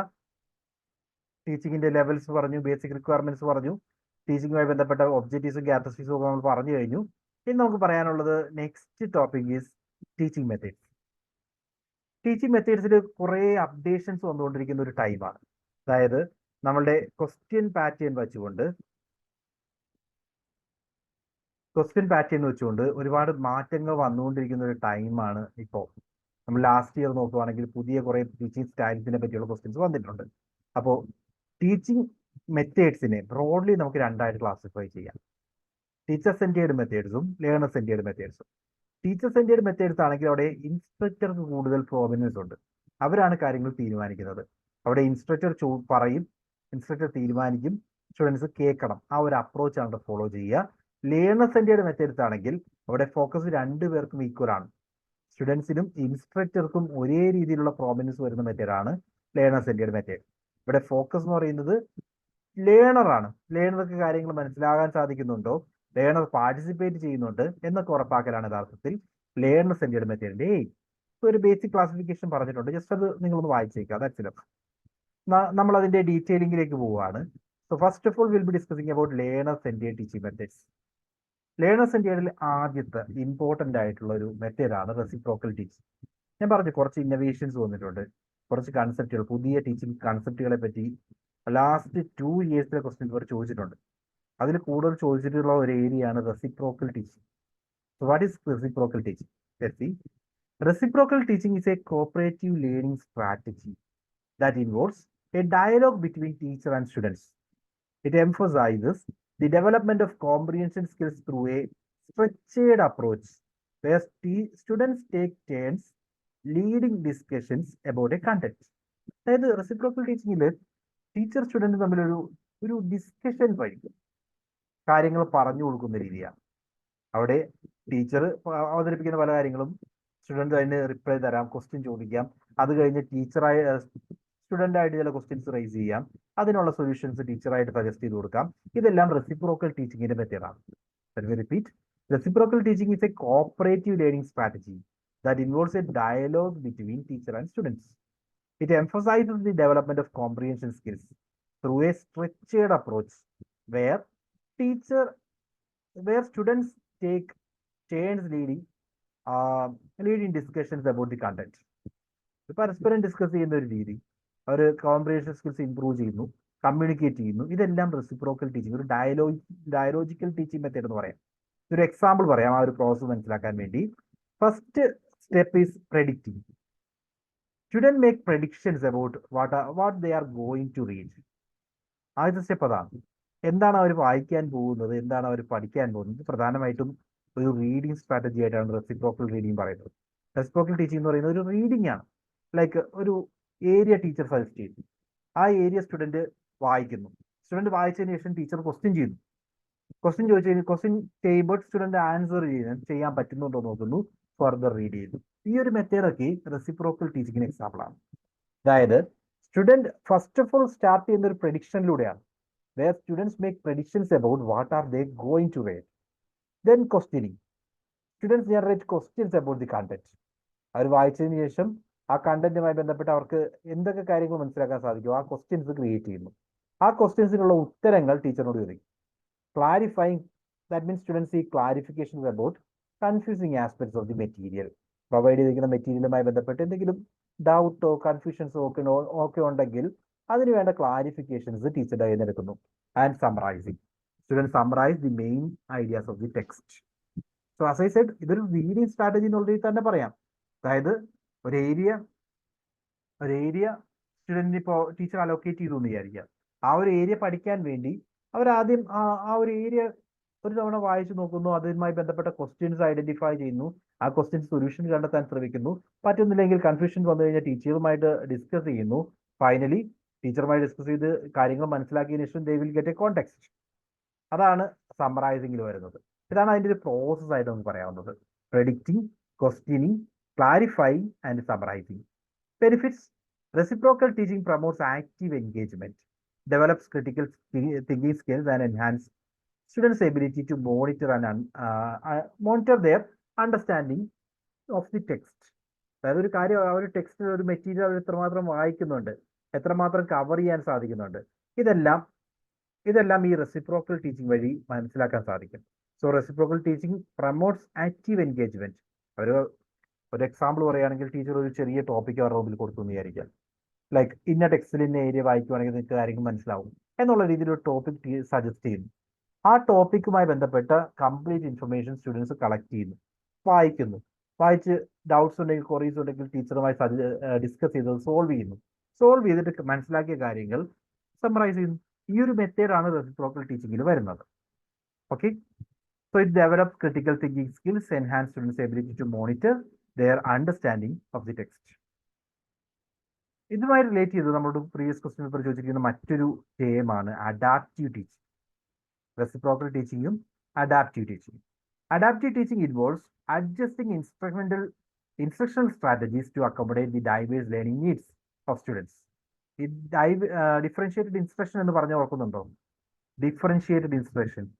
What was it?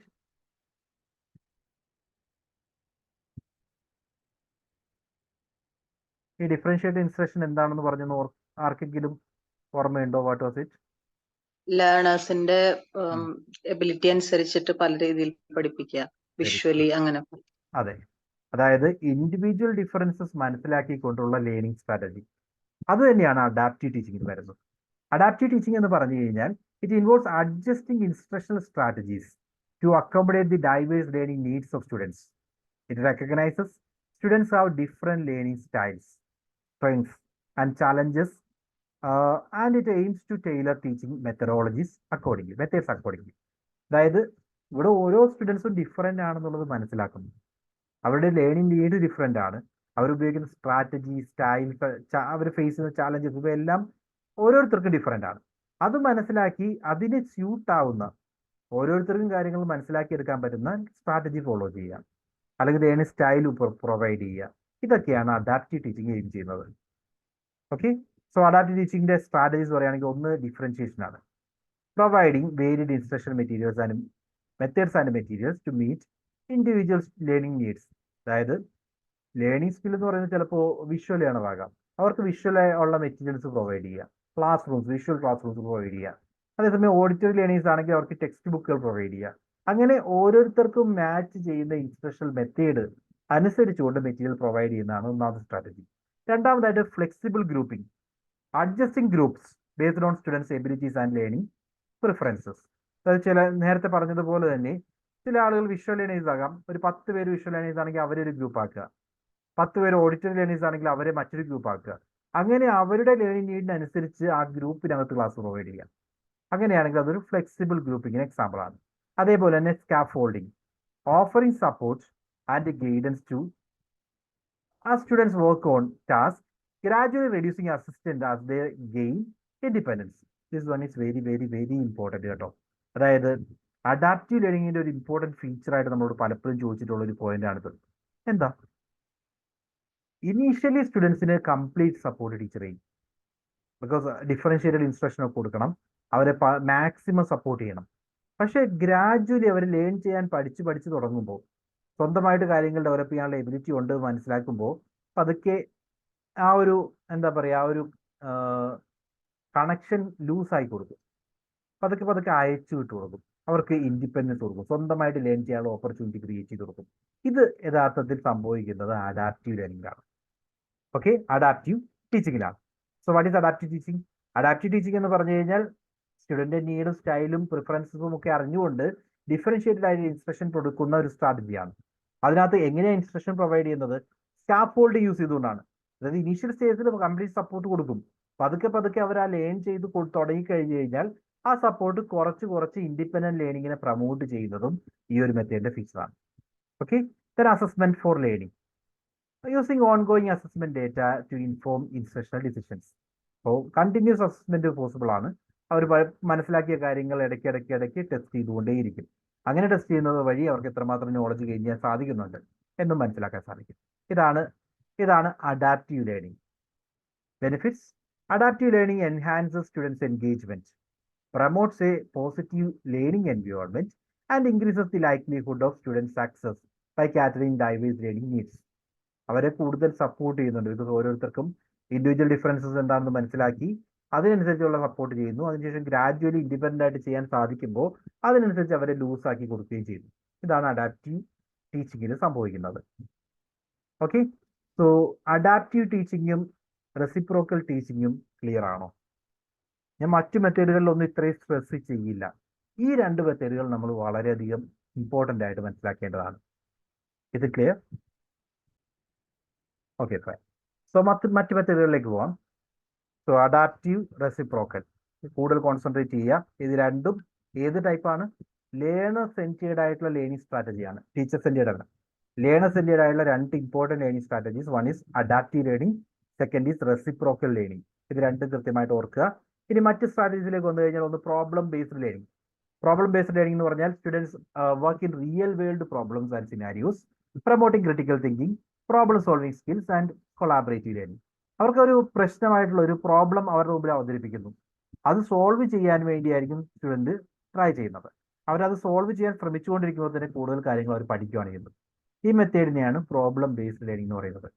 സോ ഇതെങ്ങനെയായിരിക്കും സംഭവിക്കുക? ഫസ്റ്റ് സ്റ്റേജ് എന്ന് പറഞ്ഞാൽ they will identify the problem. എന്താണ് ആ പ്രശ്നമെന്ന് കൃത്യമായിട്ട് മനസ്സിലാക്കുന്നു.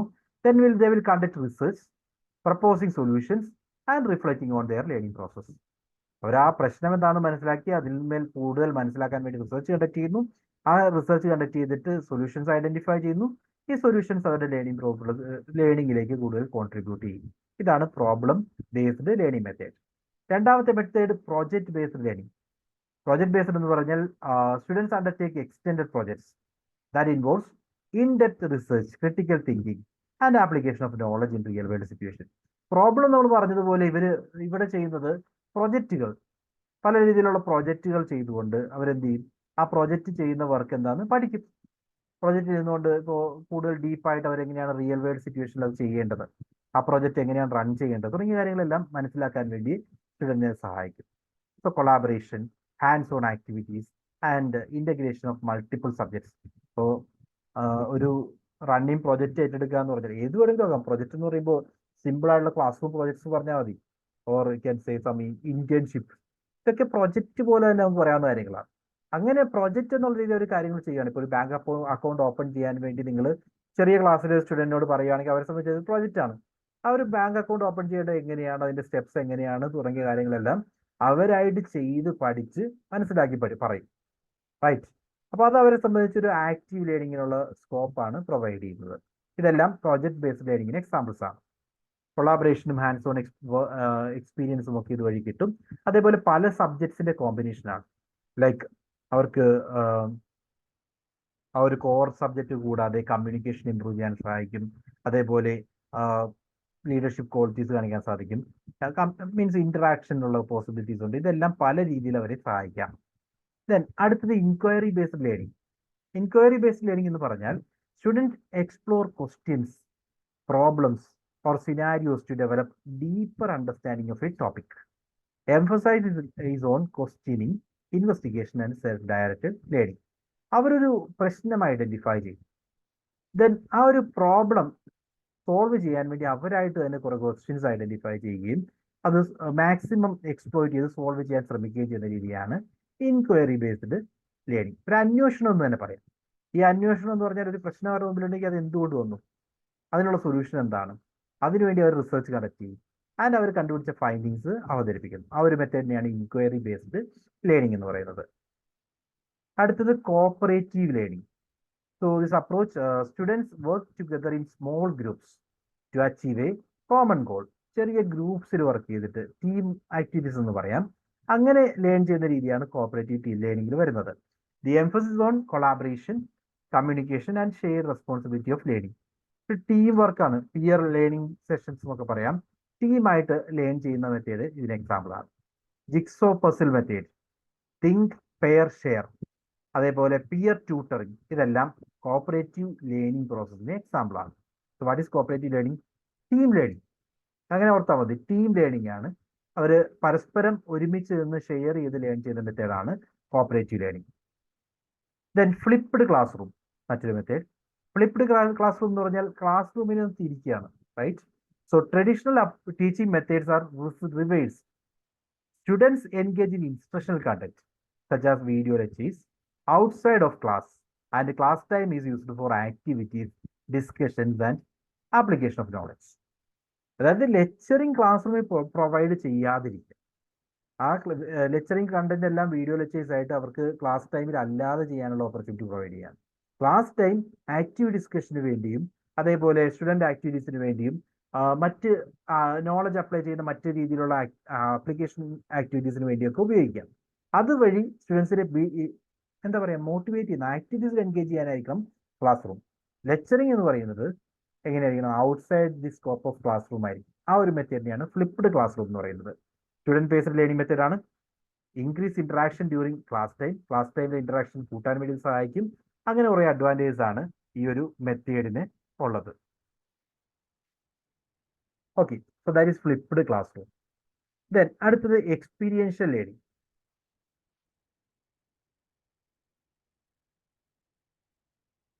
എക്സ്പീരിയൻഷ്യൽ ലേണിംഗ് എന്ന് പറഞ്ഞു കഴിഞ്ഞാൽ ലേണിംഗ് ത്രൂ ഡയറക്റ്റ് എക്സ്പീരിയൻസ്. ഇപ്പോൾ ഫീൽഡ് ട്രിപ്പുകൾ പോയി ഫീൽഡ് ട്രിപ്പുകൾ പോയി IV പോയൊക്കെ പഠിക്കുക എന്ന് പറയില്ലേ, ആ ഒരു മെത്തേഡാണ് എക്സ്പീരിയൻഷ്യൽ ലേണിംഗിൽ വരുന്നത്. So field TRIPS, internships, hands on activities, ഇതൊക്കെ വഴിയുള്ള ലേണിംഗ് ആണെങ്കിൽ അത് എക്സ്പീരിയൻഷ്യൽ ലേണിംഗ് ആണ്. എക്സ്പീരിയൻസ് ചെയ്ത് ലേൺ ചെയ്യുന്ന രീതിയാണ് എക്സ്പീരിയൻഷ്യൽ ലേണിംഗിൽ വരുന്നത്.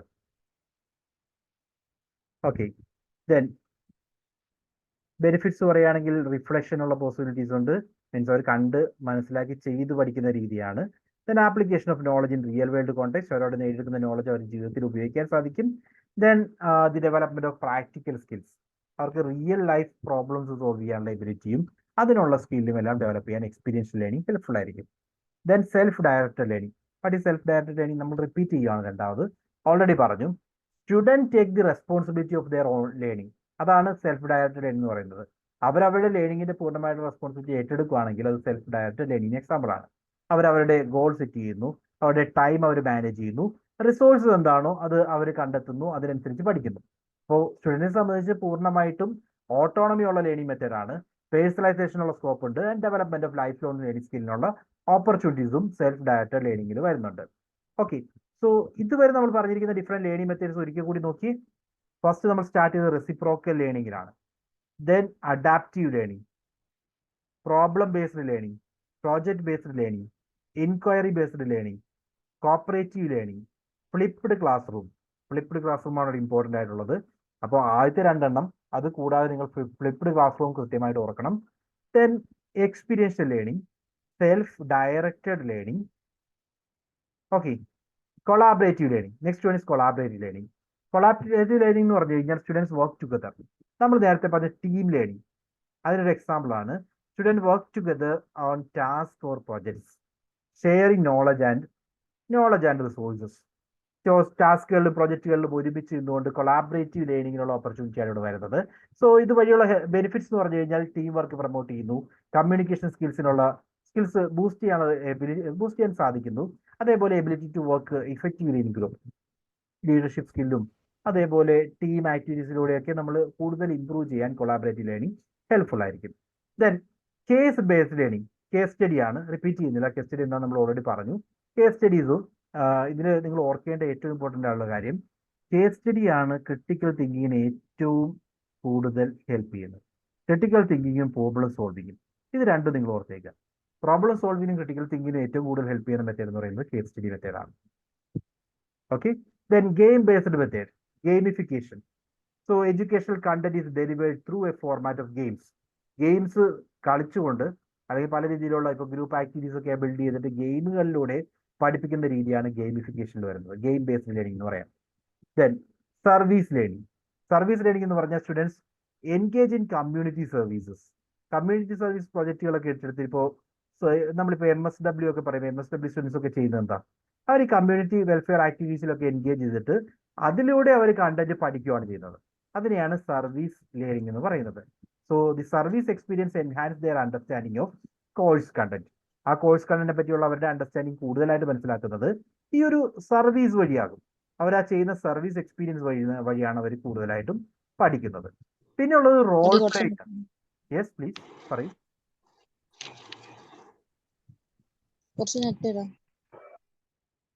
Okay, next one is role playing.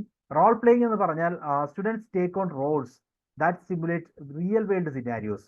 ഇപ്പോൾ നോർമലി മാനേജ്മെന്റ് സ്റ്റഡീസിലും അതേപോലെ അങ്ങനെയുള്ള സ്റ്റഡീസിലാണ് റോൾ പ്ലേയിങ് ഒരു മെത്തേഡായിട്ട് യൂസ് ചെയ്യുന്നത്. റോൾ പ്ലേയിങ് എന്ന് പറഞ്ഞു കഴിഞ്ഞാൽ ഇപ്പോൾ ഒരു എക്സാമ്പിൾ പറയുകയാണെങ്കിൽ ഒരു സ്റ്റുഡൻറ്റിനോട്ട് മാർക്കറ്റിംഗ് മാനേജർ ആണെങ്കിൽ, നിങ്ങൾ മാർക്കറ്റിംഗ് മാനേജർ ആണെങ്കിൽ ഈ സിറ്റുവേഷൻ എങ്ങനെ കൈകാര്യം ചെയ്യും? അപ്പോൾ ഒരു മാർക്കറ്റിംഗ് മാനേജറുടെ റോൾ ആക്ട് ചെയ്തുകൊണ്ട് അദ്ദേഹം ആ സിറ്റുവേഷൻ സോൾവ് ചെയ്യുന്നത് എങ്ങനെയാണെന്ന് കാണിച്ചു തരണം. അതിലൂടെ അവർ ലേൺ ചെയ്യുന്ന രീതിയാണ് റോൾ പ്ലേയിങ്ങിൽ വരുന്നത്. So students take roles and simulate real world scenarios. This can be particularly effective in subjects like history, literature and social studies. ഇവിടെയൊക്കെ നമുക്ക് യൂസ് ചെയ്യുന്ന ഒരു മെത്തേഡാണ്. ആ ഒരു സിറ്റുവേഷനെ ഇവർ സ്വയം ആ ഒരു പേഴ്സൺ ആയിരുന്നെങ്കിൽ, ആ ഒരു റോൾ പ്ലേ ചെയ്യുകയാണെങ്കിൽ ഇവർ എങ്ങനെ ബിഹേവ് ചെയ്യും എന്ന് കാണിച്ചുകൊണ്ട് കാര്യങ്ങൾ മനസ്സിലാക്കിയെടുക്കുന്ന രീതി. സോ ഇമ്മേഴ്സീവ് ആയിട്ടുള്ള ലേണിങ്ങിനുള്ള ഒരു ഓപ്പർച്യൂണിറ്റി ഇത് പ്രൊവൈഡ് ചെയ്യുന്നുണ്ട്. എംപതി ഡെവലപ്മെന്റ്, അതേപോലെ തിയററ്റിക്കൽ നോളജിനെ റിയൽ ലൈഫ് സിറ്റുവേഷനിൽ അപ്ലൈ ചെയ്യാനും റോൾ പ്ലേയിങ് ഹെൽപ്ഫുൾ ആയിരിക്കും. സോ നമ്മൾ ഇതുവരെ ഡിസ്കസ് ചെയ്തത് സ്റ്റുഡൻറ് ബേസ്ഡ് ആയിട്ടുള്ള ലേണിംഗ് മെത്തേഡ്സിനെ പറ്റിയാണ്. കുറേ മെത്തേഡ്സ് നമ്മൾ പറഞ്ഞു. ഇനിയും ചില മെത്തേഡുകൾ നമുക്ക് പറയാനുണ്ട്. അതേപോലെ ടീച്ചർ ബേസ്ഡ് ആയിട്ടുള്ള ലേണിംഗ് മെത്തേഡിനെ പറ്റി ഇതിന് ശേഷം നമുക്ക് ഡിസ്കസ് ചെയ്യണം. സോ ഇന്നത്തെ ഈ ഒരു ലെക്ചർ നമ്മൾ ഇവിടെ കൊണ്ട് ബ്രേക്ക് ചെയ്യുകയാണ്. Will continue in next lecture. So in between ഇന്ന് ഇതിന്റെ മെറ്റീരിയലും റിലേറ്റഡ് ആയിട്ടുള്ള കുറച്ച് MCQസും 2 MCQs ഞാൻ ഷെയർ ചെയ്യാം. അതും ഒന്ന് അറ്റൻഡ് ചെയ്യാം. ഓക്കെ, സോ ഇതുവരെയുള്ള ക്ലാസ് ക്ലിയർ ആയിട്ട് മനസ്സിലായോ എല്ലാവർക്കും?